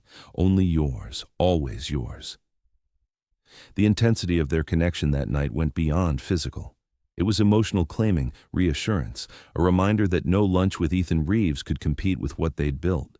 Afterward, wrapped in his arms, Channel felt settled in ways she hadn't realized she needed. No more tests, she said. No more wondering if safer options would be easier. Graham, you're it for me. The complicated, difficult, worth fighting for choice. And you're everything for me, he whispered back. The woman who saw me when I felt invisible, who challenged me to be better, who chose me despite every reason not to. Channel, I love you, completely, irrevocably. I love you too, she kissed him softly. Now let's figure out how to tell the world. The next morning, they had the conversation they'd been avoiding. Graham wanted to tell John Bennett, create formal protocols, protect Channel's career with documented processes. If John handles all career decisions affecting you, it creates a firewall, Graham explained over breakfast. Your promotions, your raises, your assignments, all documented as independent of our relationship. When Diana questions your success, we have ironclad proof it's merit-based. Channel considered this. It made strategic sense, but also felt like admitting they needed protection, that loving each other created liability, requiring management. Won't that just prove Diana's suspicions, that we need special protocols? It proves we're being ethical, Graham countered, that we're taking proactive steps to prevent conflicts of interest. And Channel, if we're going to build something lasting, we need infrastructure supporting it. We can't just hope Diana doesn't find ammunition. We need to make sure there's nothing to find. He was right, as usual. Fighting the system required understanding it, working within it, creating unassailable ethical frameworks. Okay, tell John, but Graham, I want to be there when you do. This affects my career. I should be part of that conversation. Of course. He squeezed her hand. We do this together. Always together. 2 days later, they sat in Graham's office with John Bennett, door closed, preparing for a conversation that would change everything. John, I need to tell you something in confidence, Graham began, and then I need your help managing the implications. John's eyes sharpened with interest. Okay, I'm listening. Channel and I are in a relationship. Graham's voice was steady, clear. A romantic relationship. We've been seeing each other for several weeks now. It's serious, it's genuine, and we need to put protocols in place to ensure there's no conflict of interest affecting her career." John's eyebrows rose, but to his credit, he didn't look shocked. "I see. How long has this been going on?" "The relationship itself is recent," Channel said, finding her voice, "but the attraction has been building for years. We waited because of the power dynamics. But John, we're not hiding anymore. We want to do this right, ethically, transparently, with proper safeguards." "And you want me to handle Channel's career oversight?" John connected the dots quickly. "Remove Graham from any decisions affecting her advancement?" "Exactly." Graham leaned forward. "Everything by the book, documented processes, third-party reviews. So when Diana Reynolds or anyone else questions whether Channel's success is merit-based, we have ironclad proof it is." John studied them both carefully. "You're serious about this, both of you." "Completely serious," Graham said. "Head over heels serious," Channel added, then flushed slightly at her own candor. A smile tugged at John's mouth. "Well, hell, it's about time." Both Graham and Channel stared at him. "What?" Channel asked. "You two have been circling each other for years. Everyone who works closely with you has noticed." John laughed at their shocked expressions. "The way Graham watches you during meetings, Channel. How you light up when he challenges your thinking. The tension when you're in the same room. It's not exactly subtle." "Everyone knows?" Channel's voice rose slightly in panic. "Everyone suspects," John corrected. "But suspecting and proving are different things. And Channel, for what it's worth, nobody who actually knows you questions whether you've earned your position. Your work is exceptional. Independently, objectively exceptional. Diana can whisper all she wants. The numbers don't lie." Some of the weight lifted from Channel's chest. "So you'll help us? Put the protocols in place?" "I will." John's expression turned serious. "But understand what you're asking. This makes your relationship company knowledge, at least among senior leadership. Once I start documenting myself as Channel's direct supervisor for HR purposes, people will figure out why. You can't put this toothpaste back in the tube." Graham reached over, took Channel's hand in full view of John. "We don't want to put it back. We want to build something real, something that can withstand scrutiny, whatever that takes." "Okay then." John pulled out his tablet. "Let's talk logistics. HR disclosure, reporting structure changes, documentation protocols. And Graham, we should probably have a conversation with legal about company policy updates. Your relationship isn't the first in this company, but given your positions, we need bulletproof processes." They spent the next hour working through details: who needed to know, what documentation was required, how to structure things so Channel's career path remained untouched by her relationship with Graham. It was clinical, professional, and somehow made everything feel more real. They weren't hiding anymore. They were building infrastructure for a future together. As the meeting wound down, John stood to leave, then paused at the door. "For what it's worth, I'm happy for you both. Graham, I've never seen you like this, lighter, more human. And Channel, you're brilliant, and you deserve someone who sees that." He smiled. "Now don't make me regret vouching for you by doing anything stupid or unprofessional." "We won't," they promised in unison. After John left, Channel E. Tenornutsarm turned to Graham. "That went better than expected." "Did it?" Graham pulled her into his arms despite the glass walls. "Because now the hard part starts. Diana's going to figure it out, probably soon. And when she does, we'll be ready." Channel straightened his tie with deliberate care. "We have protocols. We have documentation. We have John vouching for us. Graham, we're not helpless victims of gossip. We're two professionals who happen to love each other, and we're handling it responsibly." "When did you become so confident?" His eyes held admiration and desire. "When you taught me I was worth fighting for." She kissed him softly, aware they were visible but not caring anymore. "Now let me get back to work before someone accuses me of spending all my time in your office." "Channel?" Graham called as she reached the door. "Yes?" "I love you. Just needed to say it." "I love you too," she smiled back at him. "See you tonight?" "Always." Channel returned to her office feeling like she could handle anything, but she'd underestimated Diana's determination and resourcefulness. That afternoon, Diana called an emergency senior leadership meeting. The agenda was vague: workplace culture, and ethics compliance. But Channel's stomach sank when she saw herself excluded from the invite. Senior analyst level wasn't typically included in leadership meetings, but she'd been attending them for months due to her work on Singapore. From her office, she watched Graham, John, Diana, and other vice presidents file into the conference room. The meeting lasted an hour. When it ended, Graham's expression was carefully controlled rage. He caught Channel's eye through her office window, a slight shake of his head telling her not to come to his office yet. 20 minutes later, John Bennett appeared in her doorway. "We need to talk," he said quietly, closing her door.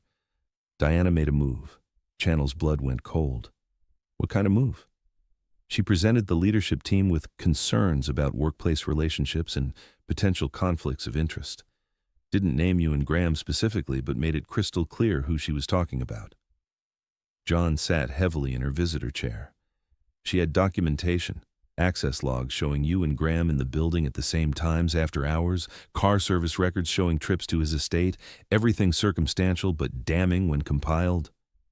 "She's been investigating us." The violation of it turned Channel's stomach. "For how long?" "Weeks, probably. Maybe longer." John's expression was grim. "The good news is Graham and I were prepared. We disclosed your relationship officially before she could weaponize it, explained the protocols we're putting in place, emphasized your independent competence and my role as oversight." "And the bad news?"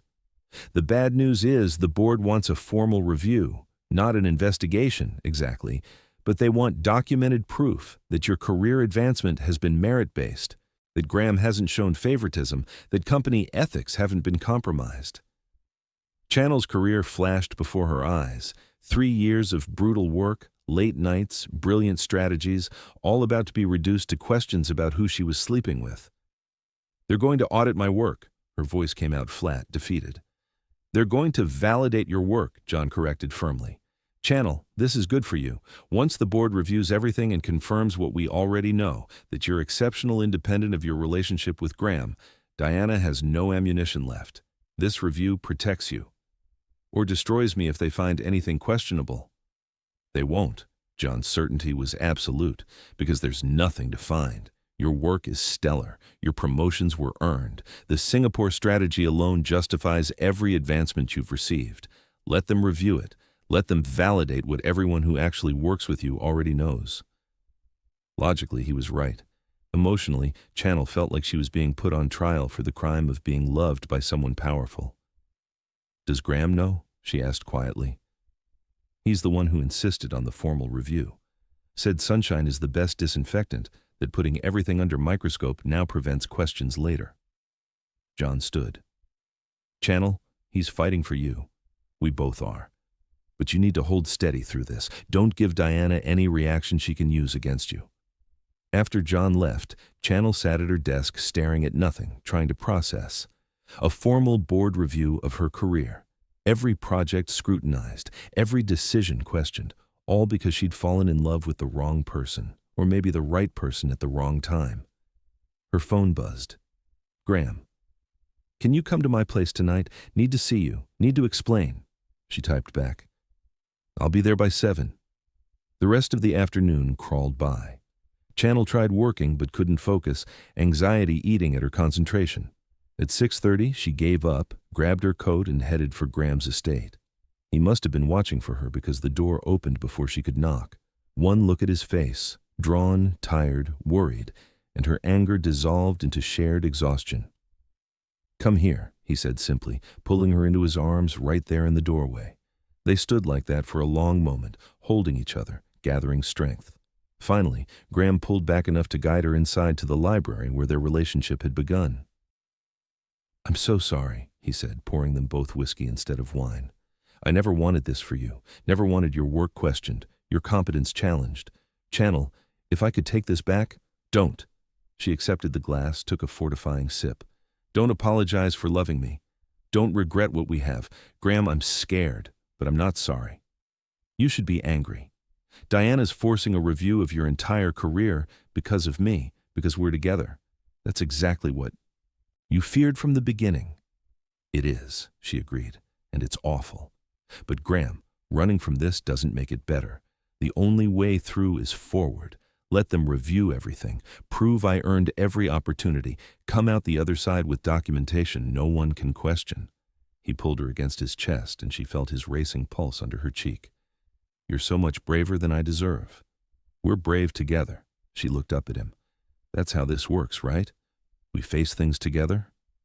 Together, he agreed, and kissed her with desperation and love and apology all mixed together. They made love that night with different energy than before, not celebratory but grounding, reminding each other what they were fighting for. The familiar sounds filled the room, whispered names, gasped breaths, the rustle of sheets against skin. Graham took his time, mapping her body with reverent touches, as if memorizing every curve and valley. When he finally entered her, the sensation was overwhelming, heat and pressure and the perfect friction of bodies moving together. I love you, Graham said, rhythm steady and deep, eyes locked on hers. God, Channel, I love you so much. I love you too. She pulled him down for a kiss, taste of whiskey and want mixing on their tongues. So much it scares me. Afterward, lying in his bed with her head on his chest, Channel voiced the fear she'd been carrying all day. What if they find something, some decision that looks questionable, some promotion I didn't quite earn? They won't. Graham's arms tightened around her. Because you've earned everything 10 times over. Channel, your work is exceptional. Independently, objectively exceptional. The review will prove that. And if Diana finds some other way to attack, some other angle, then we'll handle that too. He kissed her temple. I'm not letting anyone destroy what we're building.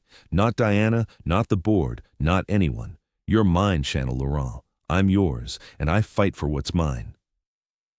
The possessive declaration should have felt archaic or controlling. Instead, it felt like safety, like being claimed by someone who saw her completely and chose her anyway. I'm yours, she agreed softly. And Graham, thank you for fighting, for not letting me face this alone. Never alone, he promised. Whatever comes next, we face it together. Have you ever reached that moment where holding back costs more than the risk of moving forward, where every logical reason to protect yourself crumbles under the weight of genuine connection?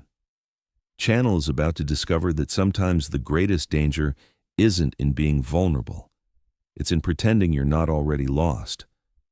Tell me in the comments, when did you know someone was worth the risk? And don't forget to subscribe, because what happens next will change everything for Channel and Graham. Chapter 4. The board review took 2 weeks. 2 weeks of Channel's every project being dissected, every promotion questioned, every strategic recommendation examined under microscope. Independent auditors reviewed her work. HR pulled her personnel files. Board members interviewed colleagues about her competence and character. It was exhausting, invasive, and exactly what Channel had feared from the moment she'd admitted her feelings for Graham.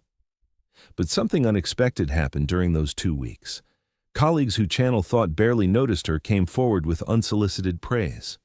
Project managers detailed her contributions with specificity that caught even her off guard. Clients she'd worked with sent letters to the board highlighting her strategic brilliance. Tasha appeared at Channel's apartment one evening with wine and righteous fury. Diana Reynolds is going down. You know what I heard in marketing today? The board's review isn't finding problems with your work. It's revealing how much you've been undervalued. Victoria Pemberton apparently told Diana yesterday that this review might backfire spectacularly. Don't. Channel couldn't let herself hope. I can't afford optimism right now. If they find anything questionable, they won't, because there's nothing to find. Tasha poured them both generous glasses.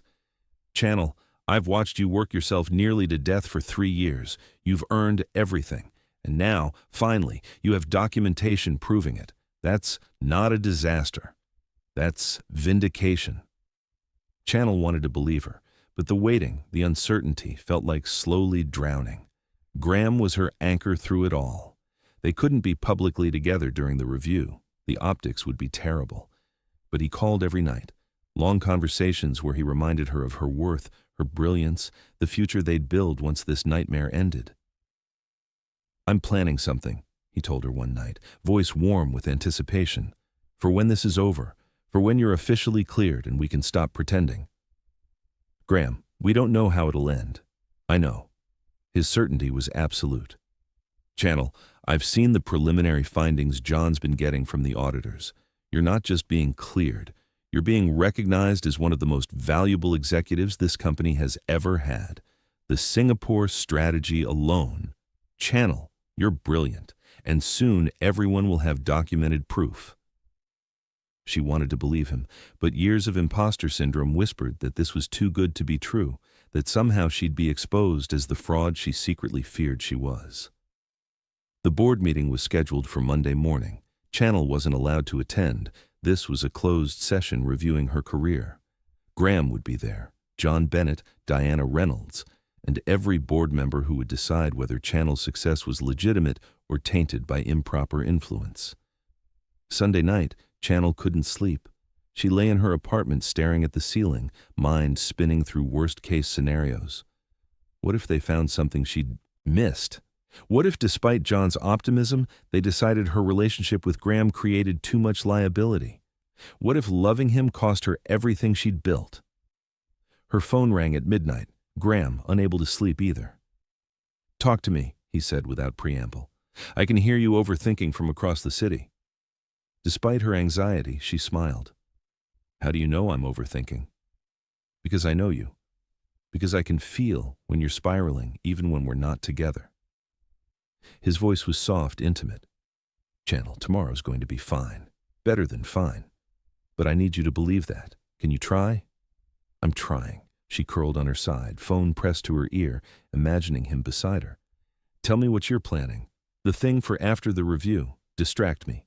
She heard his smile. "Nice try, but that's a surprise. You'll have to survive tomorrow to find out." "Cruel man.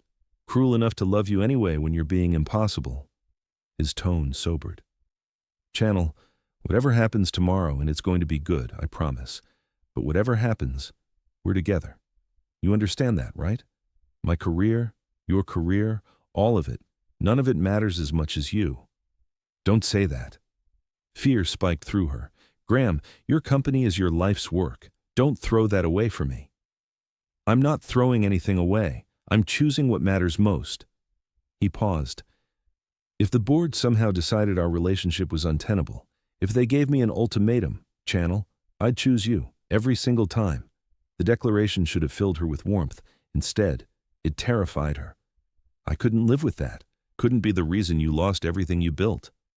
"You're not listening," his voice firmed.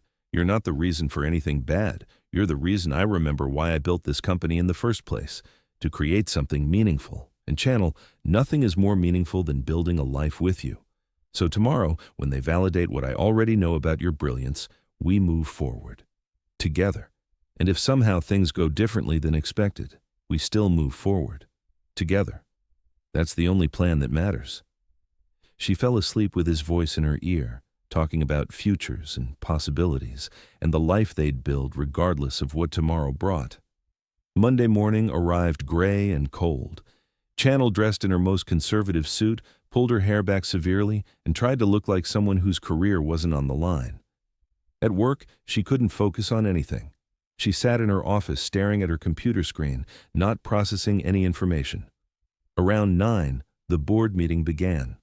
Channel watched through her office windows as Graham, John, Diana, and the board members filed into the conference room. Tasha appeared with coffee and moral support. "Whatever happens in there, you've got people who believe in you. Me, Aunt Lorraine, Graham, John. You're not alone in this." "I know." Channel gripped the coffee cup like a lifeline. "But Tasha, what if—" "No what ifs. We wait, we trust, we believe the truth wins." Tasha squeezed her shoulder. "And if it doesn't, we fight. But I don't think we'll need to." The meeting lasted 90 minutes. The longest 90 minutes of Channel's life. She tried to work, gave up, paced her office, stared out windows, and generally felt like she might crawl out of her skin from anxiety. Finally, the conference room door opened. Board members filed out with unreadable expressions. Diana left quickly, face tight with barely controlled fury, a reaction that sent hope fluttering in Channel's chest. John caught Channel's eye through the glass and nodded once, a gesture that might have been reassurance or simple acknowledgement. Graham was last to leave. He walked directly to Channel's office, closed the door, and pulled her into his arms. "It's over," he said against her hair. "Channel, it's over and you won." She pulled back to see his face. "What happened? What did they say?" "Sit down."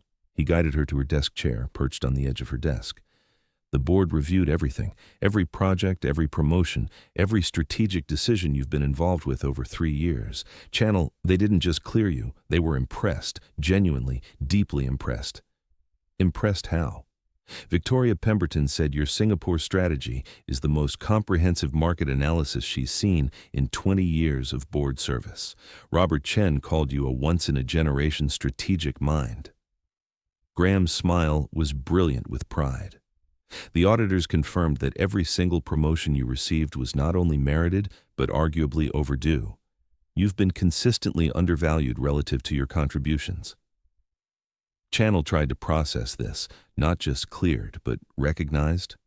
And Diana. Diana tried to argue that regardless of merit, our relationship still created improper optics. Graham's expression hardened. The board shut her down, told her that with proper protocols in place, which we've established, consensual relationships between adults don't violate company policy. And then Victoria made a motion. What kind of motion? A motion to promote you to Senior Vice President of Global Strategy. Effective immediately, your own team, full autonomy, reporting directly to John Bennett rather than through departmental structure. His eyes shone with emotion. Channel, the board didn't just defend you, they elevated you, unanimously. The words didn't compute.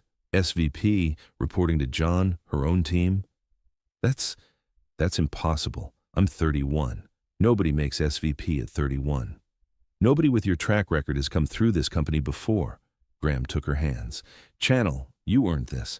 Not because of our relationship, but despite the obstacles it created. The board saw what I've seen for 3 years. You're extraordinary. And now it's officially documented, recognized, rewarded. Tears threatened. SVP, my own team. Graham, that's everything you deserve. He pulled her up into his arms.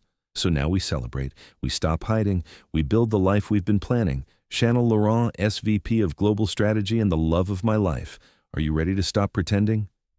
She laughed through tears. Yes. God, yes, no more pretending. He kissed her right there in her office, glass walls making them completely visible to anyone passing by. Someone, probably Tasha, whooped from down the hallway. Graham pulled back just enough to grin. Should we make it official? Let everyone know? Let's make it completely official. Channel felt giddy with relief and joy and vindication. Graham Harper, I love you, and I don't care who knows it. Good, because I plan to tell everyone. He kissed her again, then led her out of her office toward the elevator. Where are we going? Remember I said I was planning something? For after the review? His eyes danced with excitement. It's time for your surprise. 20 minutes later, the car pulled up to a small French restaurant Channel had mentioned months ago in passing, one she'd wanted to try but never had time for. Graham had reserved the entire restaurant for lunch. When did you plan this? Channel looked around at the intimate space, soft lighting, single table set for 2 with candles and flowers. 2 weeks ago, when John first told me how the review was going. Graham pulled out her chair. I knew you'd be cleared, knew you'd be recognized. So I planned a proper celebration for the moment you could finally breathe. They ate slowly, savoring French cuisine and expensive wine, and the luxury of not having to watch every word or gesture. Halfway through the meal, Graham's expression turned serious. Channel, I need to tell you something. About Diana. Her stomach clenched. What about her? The board didn't just shut down her objections about us, they put her on formal notice. Apparently, this wasn't the first time she's used company processes to attack perceived competition. If she pulls anything like this again, she's out. He squeezed her hand. You're protected now. Officially, formally protected. I don't want her fired. The words surprised Channel even as she said them. I want to earn her respect, not her resentment. That's why you're extraordinary. Graham's smile was soft. Most people in your position would want revenge. You want understanding. I just want to do good work. Channel considered. Diana saw me as a threat because in some ways I was. I am. She's been coasting on old achievements while I'm building new ones. But Graham, I don't want to be the person who destroys others to succeed. I want to be the person who lifts everyone up. And that is why the board promoted you. He raised his glass. To Chanel Laurent, brilliant strategist, compassionate leader, the woman who changed everything for me. Thank you for being brave enough to take a chance on this complicated mess. She clinked her glass against his. Thank you for being patient enough to wait for me to catch up, for seeing me before I could see myself. After lunch, instead of returning to work, Graham drove them to his estate. We're taking the afternoon off, both of us. John's handling anything urgent. The Singapore team has their marching orders. For today, we're just Graham and Chanel, celebrating. They spent the afternoon in his library where everything had started, curled together on the sofa, talking about the future with freedom they'd never had before. Move in with me, Graham said, not for the first time, but with new certainty. Officially, bring your things, make this our home, wake up together every morning. Yes, the answer came easily now. Yes, I want that. Want mornings with you, evenings cooking together, falling asleep in your arms every night. Good, because I have plans. He shifted to face her fully. Big plans, starting with expanding your role. The SVP position is just the beginning, Chanel.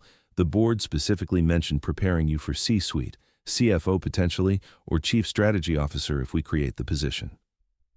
Graham, she stopped him with a hand on his chest.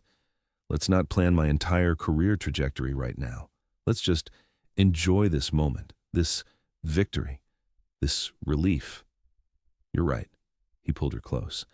I'm getting ahead of myself. It's just Chanel, watching you bloom over these past weeks, seeing you claim your power, knowing we don't have to hide anymore.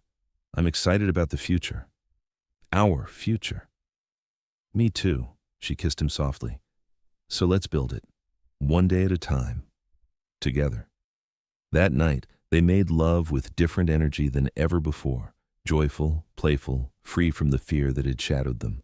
When Chanel cried out Graham's name, she didn't worry about someone hearing. When Graham told her he loved her, he didn't whisper it like a secret. Everything was finally in the open, and the relief was intoxicating. I have one more surprise, Graham said later as they lay tangled in his sheets. Well, not a surprise exactly. More of a question, an important one. Chanel's chest tightened. What kind of question? Not that question, not yet. He smiled at her obvious relief. Though soon, Chanel. When you're ready for that question, I'll ask it. But tonight, I have a different proposal. He pulled out his phone, showed her a photograph of a stunning beach house. I bought this place 6 months ago. Private beach, complete seclusion, gorgeous views. I was planning to go next month for a week. Chanel, come with me. Let's take a real vacation. Time away from the company, from the city, from everything. Just us building what we have without any external pressure. A week? Her immediate instinct was to refuse. Too much time away from work, too much to handle, too irresponsible. But then she looked at Graham's hopeful expression and realized what he was really asking. Can you trust this enough to step away? Can you believe we're solid enough to prioritize us? Yes, she said, choosing trust over fear. A week away sounds perfect. I'll tell John I'm taking vacation time. His smile was radiant. I love you. Have I mentioned that recently? Not in at least 10 minutes, she pretended to consider. Definitely overdue. I love you, Chanel Laurent. He punctuated each word with a kiss. I love your mind, your heart, your courage, your vulnerability. I love how you make me better, how you challenge me, how you see me as Graham, not just the CEO. I love that you chose me despite every logical reason not to. And Chanel, I'm going to spend the rest of my life making sure you never regret that choice. She kissed him deeply, letting the kiss communicate what words couldn't capture, gratitude, love, wonder, that this was actually her life now. I could never regret you. This. Us. Graham, you're the best decision I've ever made. They fell asleep wrapped around each other, planning beach vacations and future strategies and the life they'd build now that nothing stood in their way. The next morning at work felt surreal. Chanel walked into Harper Global as Senior Vice President, new title announced company-wide in the overnight email. Colleagues congratulated her in the hallways. Her former peers now reported to her.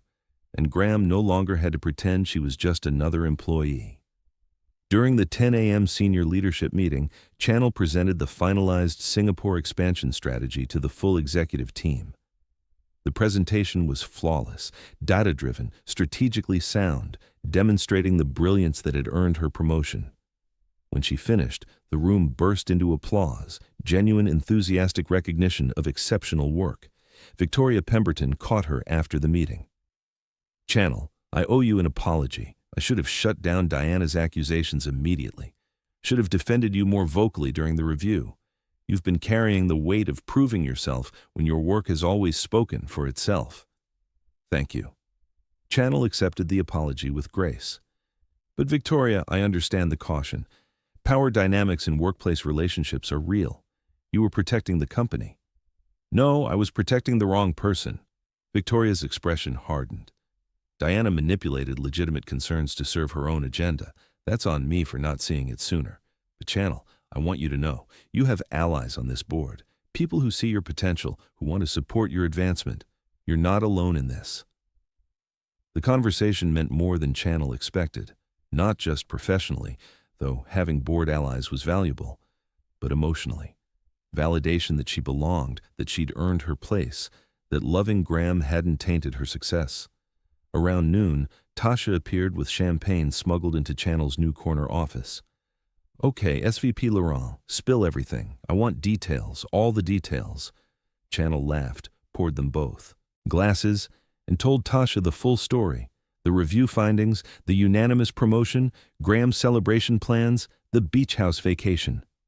"Girl," Tasha shook her head in wonder, "you're living the dream. From secret admirer to billionaire boyfriend to SVP in 3 months. If this was a movie, I'd say it was unrealistic." "It feels unrealistic," Channel admitted. "Like I'm going to wake up and discover it was all wishful thinking." "It's not wishful thinking. It's you finally letting yourself have what you deserve." Tasha raised her glass.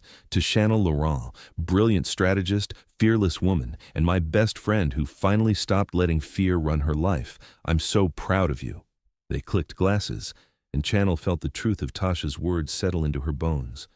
She had stopped letting fear run her life, had chosen courage, had claimed her worth, had built something real with Graham despite every obstacle. Her phone buzzed. "Graham. Dinner tonight, I'm cooking, 7 p.m.? She typed back, "I'll bring wine. And Graham, I love you." His response was immediate. "I love you more. See you tonight. Can't wait." Channel smiled at her phone, feeling like a teenager with a crush despite being a 31-year-old SVP. Love did that, she supposed, made you giddy and hopeful and brave enough to believe in impossible things. The afternoon brought more congratulations, more introductions to her new team, more evidence that this was real and happening and hers. Around 5, Channel started gathering her things to head to Graham's estate when a familiar figure appeared in her doorway. Diana Reynolds, looking diminished somehow despite her perfect appearance. "Channel, do you have a moment?" Channel gestured to the visitor chair, surprised. "Of course." Diana entered, closed the door, and for the first time since Channel had known her, looked genuinely uncertain. "I wanted to, that is, I owe you an apology." Channel waited, saying nothing. "I handled this situation poorly."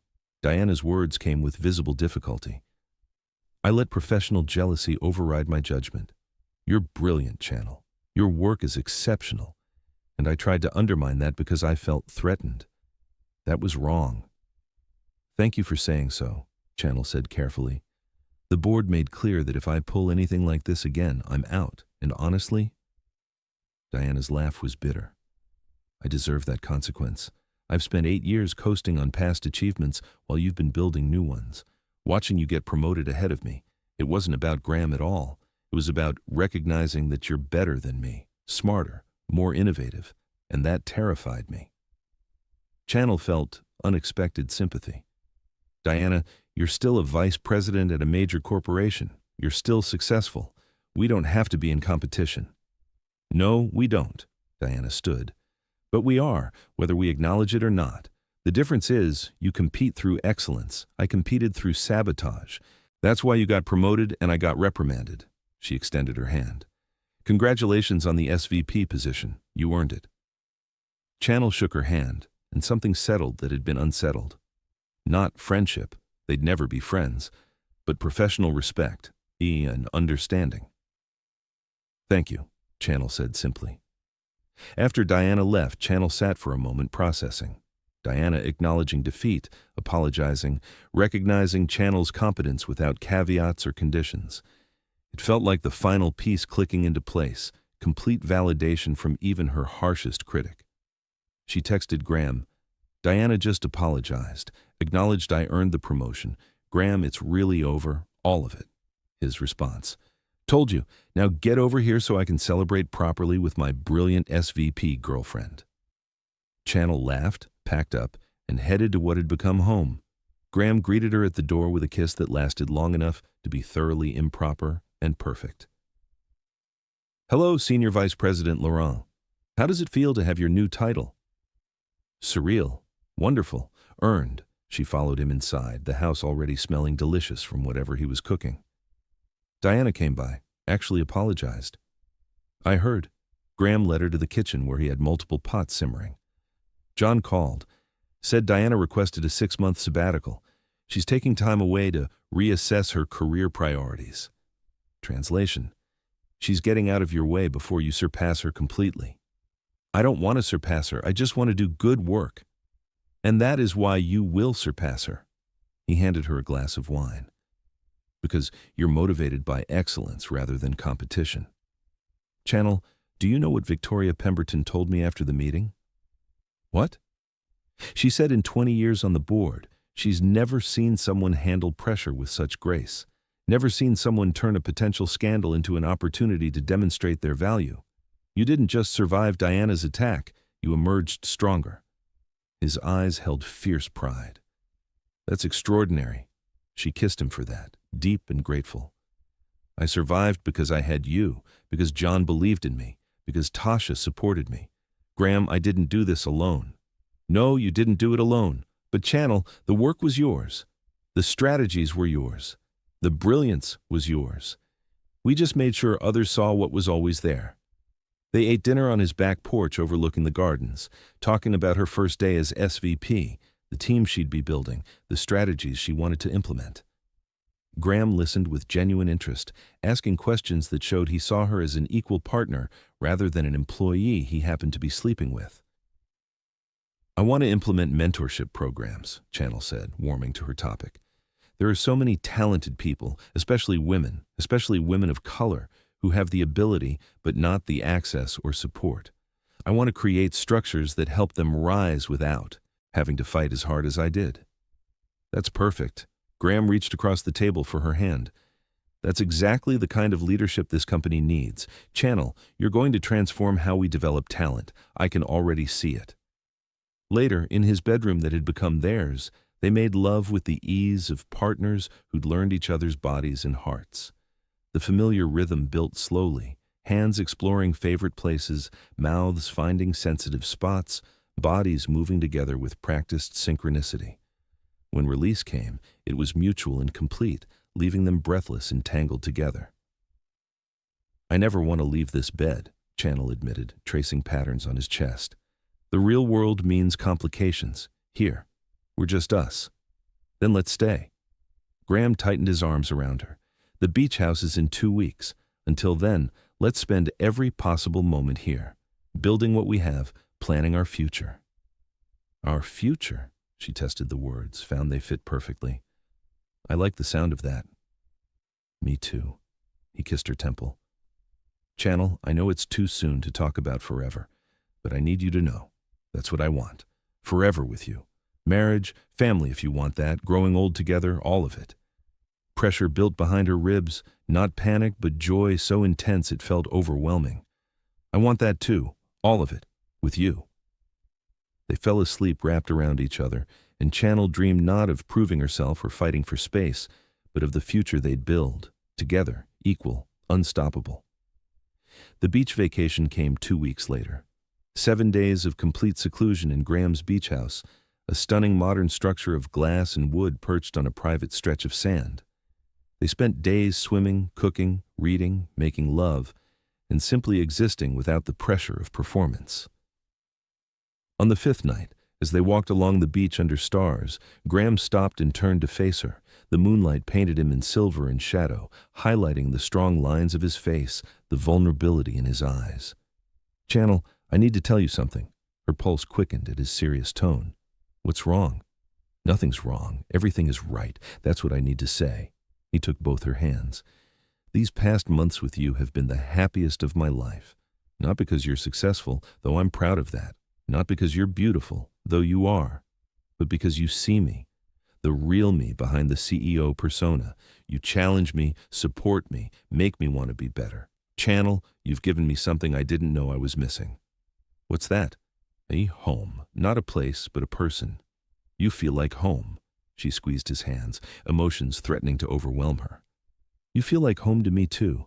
Graham, before you I was performing constantly. Perfect analyst, perfect professional, never showing vulnerability or need. You made it safe to be real." "I love you real." He kissed her softly. "Perfect is boring. Real is extraordinary. And Channel, I want real with you for the rest of my life." The implication hung between them, not quite a proposal but something close, a promise of future commitment. "I want that too," she said simply. "Real, messy, complicated, beautiful life. With you. For as long as you'll have me."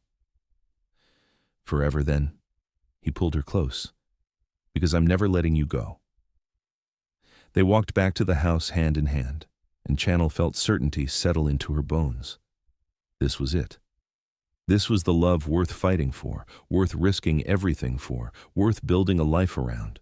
Whatever came next, they'd face it together. 6 months after the beach vacation, Harper Global Industries announced its most successful quarter in company history. The Singapore expansion was exceeding all projections. Channel's team had implemented strategies that were being studied as case examples in business schools, and the board was already discussing creating a chief strategy officer position for her. The success was sweet, but sweeter still was coming home each night to Graham's estate. Their estate now, her things mixed with his, their lives completely intertwined, and having everything she'd never dared to want. Love that supported rather than demanded. Partnership that elevated both of them. A future that looked bright with possibility. On a quiet Sunday morning 6 months after her SVP promotion, Channel woke to find Graham already awake, watching her with an expression she'd come to know meant he was planning something. "What are you thinking about?" she asked, stretching luxuriously. "The future." He traced her face with gentle fingers. "Our future. Channel, I have a question for you. An important one." Her breath caught. "What kind of question?" "The kind I should have asked months ago but wanted to wait until you were absolutely certain." He pulled a small velvet box from his nightstand drawer. "Channel Laurent, you are the most extraordinary person I've ever met. You've challenged me, changed me, made me remember who I wanted to be before corporate success became my only measure of worth. You see me, really see me, and somehow love me anyway. You've built a career that will leave legacy long after we're gone. But more than that, you've built a life that makes every single day better than the last." He opened the box to reveal a stunning ring, elegant, timeless, perfect. "I want forever with you. I want to build empires together, raise a family if you want that, grow old arguing about strategy and making love under stars. Channel, will you marry me? Will you let me spend the rest of my life showing you how extraordinary you are?" Tears streamed down her face. Happy tears, grateful tears, joyful tears. "Yes, God, yes, Graham, I want all of that, forever with you, everything." He slid the ring onto her finger, and it fit perfectly, like everything about them, somehow right, despite being unexpected. They celebrated in the most obvious way, making love with new intensity, sealing promises with their bodies as much as their words. The morning light filtered through windows, illuminating tangled limbs and whispered declarations. Channel had never felt more cherished, more seen, more completely loved. Later, lying tangled together, Channel kept looking at the ring on her finger, still not quite believing this was her life. "We should call people," Graham said, sounding thoroughly uninterested in actually doing so. "Tell Tasha, tell Aunt Lorraine, make it official." "In a minute." Channel curled closer.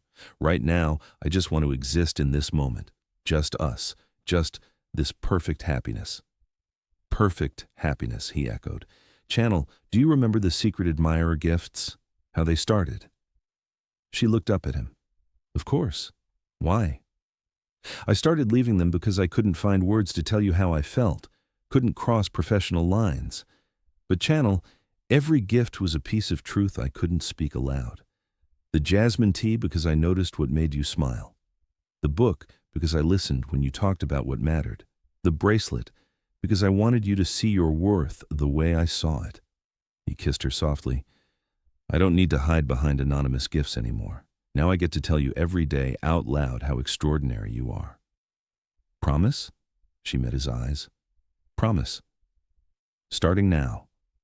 Channel Laurent, soon to be Channel Harper if you want my name. You are brilliant, brave, beautiful, and the absolute best thing that ever happened to me. I will spend the rest of our lives making sure you never doubt your worth again.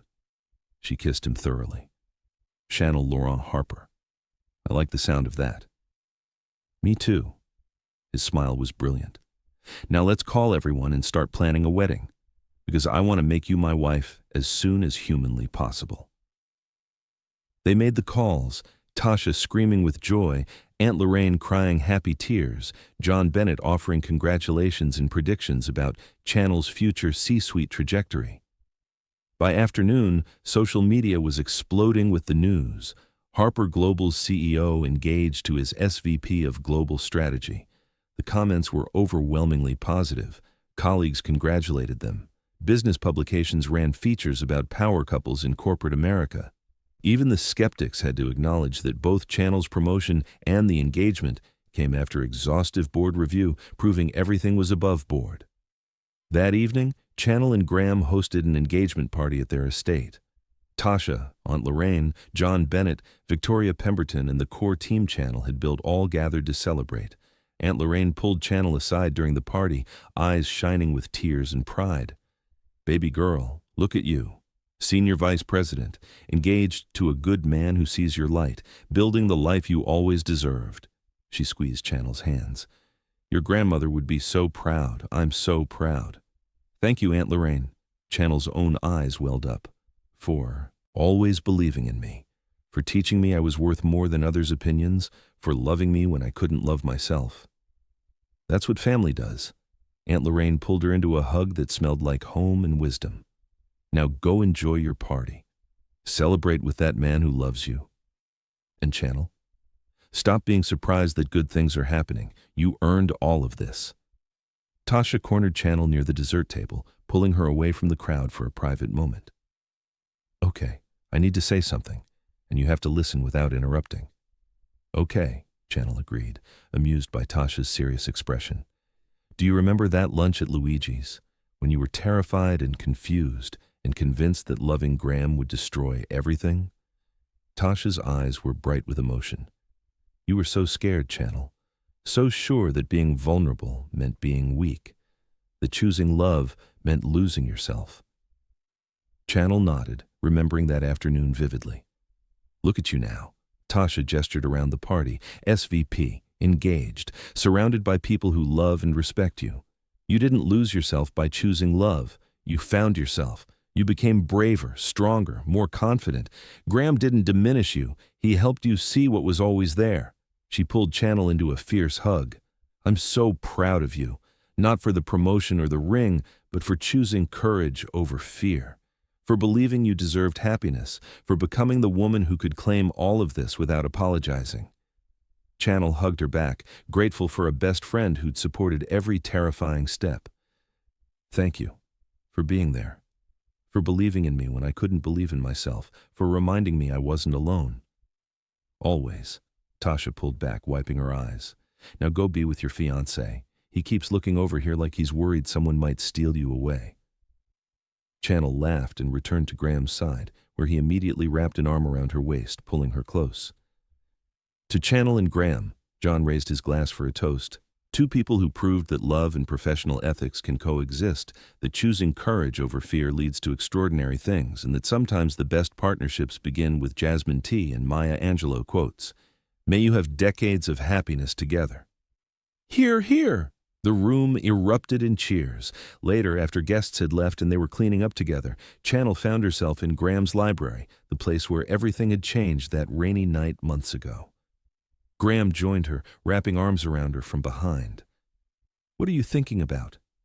"About how terrified I was that night, coming here, wearing jasmine, looking for truth." She turned in his arms. "I was so scared of losing control, of letting someone see me completely, of choosing something that could cost everything. And now? Now I know that losing control to the right person is the same as finding yourself. That being completely seen is the greatest gift. That choosing love doesn't cost everything. It gives you everything." She kissed him softly.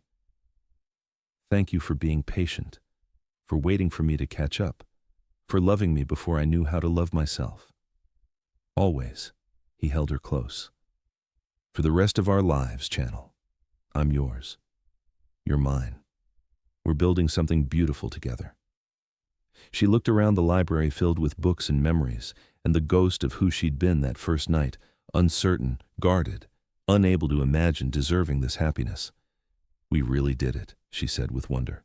"Despite Diana's attacks, despite board reviews, despite every obstacle, we built something real, something that survived scrutiny and came out stronger." "We did." Graham's smile was soft, content. "And Channel, this is just the beginning. We have decades ahead of us, building careers, building family, building life. Together." "Together," she agreed, and meant it with her whole heart. In the months and years that followed, Channel Laurent Harper would become one of the most respected executives in global business. She'd published strategy frameworks studied in MBA programs. She'd mentored dozens of young women navigating corporate America. She'd eventually become Chief Strategy Officer, then CFO, proving that brilliance and love could coexist without compromise. She'd also become a wife, then a mother to their adopted daughter Maya, named for the poet whose words had brought Graham and Channel together. She'd build a life that balanced professional excellence with personal fulfillment, showing that women didn't have to choose between career success and intimate happiness. But on that engagement night, standing in Graham's library with his arms around her and the future stretching bright ahead, she was simply Channel, a woman who'd learned that her worth was never measured by others' eyes, but by the light she carried inside. A light that had always been there, waiting for someone to see it, waiting for her to finally believe in it herself. And now, with Graham beside her, she carried that light without apology, without fear, without doubt. She carried it the way her grandmother had always told her to, proudly, fiercely, as a gift to share with the world rather than something to hide or diminish. The bracelet on her wrist caught the firelight, the engraved words still as true as the day she'd first read them. "Your worth is not measured by their eyes, but by the light you carry inside." She finally believed it, and that belief had changed everything. "Ready for bed?" Graham asked, pressing a kiss to her temple. "It's been a long, perfect day." "Ready." She took his hand, let him lead her upstairs to their bedroom, to the life they were building one day at a time.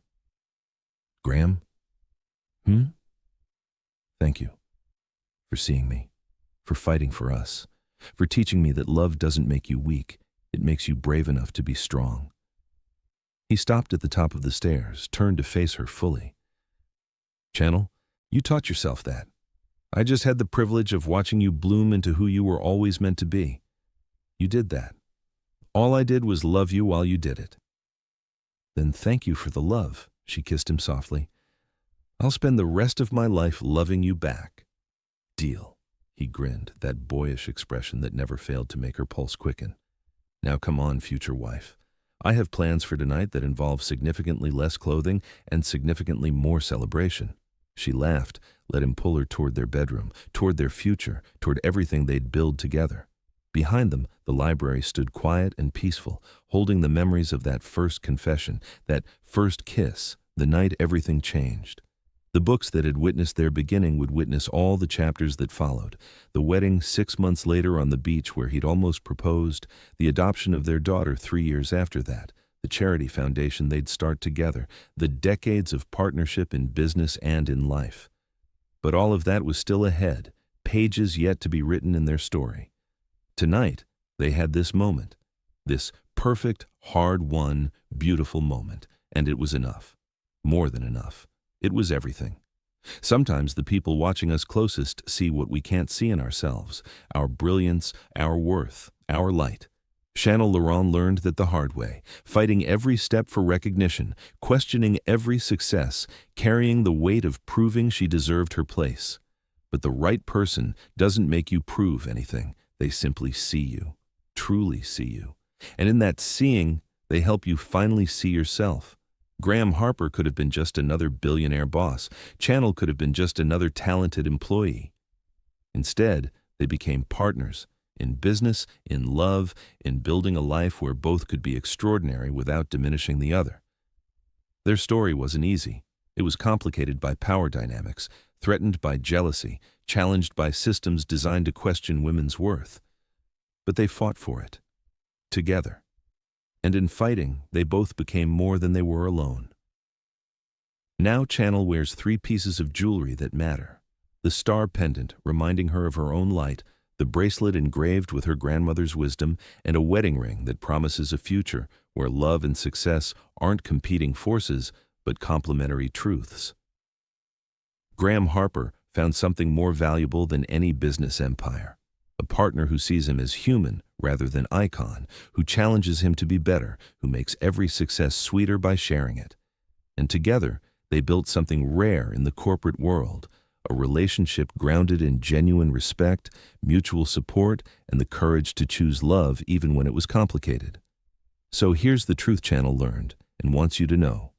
Your worth isn't measured by others' eyes, not by your bosses, not by your colleagues, not by societies. Your worth is measured by the light you carry inside, the brilliance, the compassion, the courage to be authentically yourself even when it's hard. And sometimes, if you're very lucky, you find someone who sees that light before you do, someone who reflects it back to you until you finally believe, someone who fights for you to claim your power rather than diminishing yourself to make others comfortable. Graham saw Chanel's light when she couldn't see it herself. But the real magic wasn't in his seeing. It was in her finally believing, in her choosing courage over fear, in her claiming both professional success and personal happiness without apologizing for wanting both. That's the lesson. That's the truth worth remembering. You deserve everything.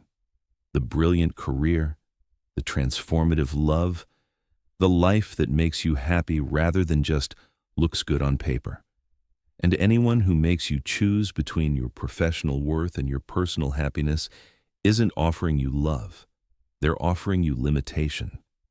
Real love, the kind worth fighting for, makes you more, braver, stronger, more authentically yourself. It doesn't demand you shrink or hide or prove anything. It simply sees you, celebrates you, and stands beside you while you become everything you were always meant to be. Chanel found that love. You can too. But first, you have to believe you deserve it. You have to carry your light without apology. You have to be brave enough to be seen, really seen, by someone who matters. And you have to trust that the right person won't use that vulnerability against you. They'll cherish it, protect it, reflect it back to you until you finally see what they saw all along. You were always extraordinary. You were always enough. You are always worthy of love that elevates rather than diminishes.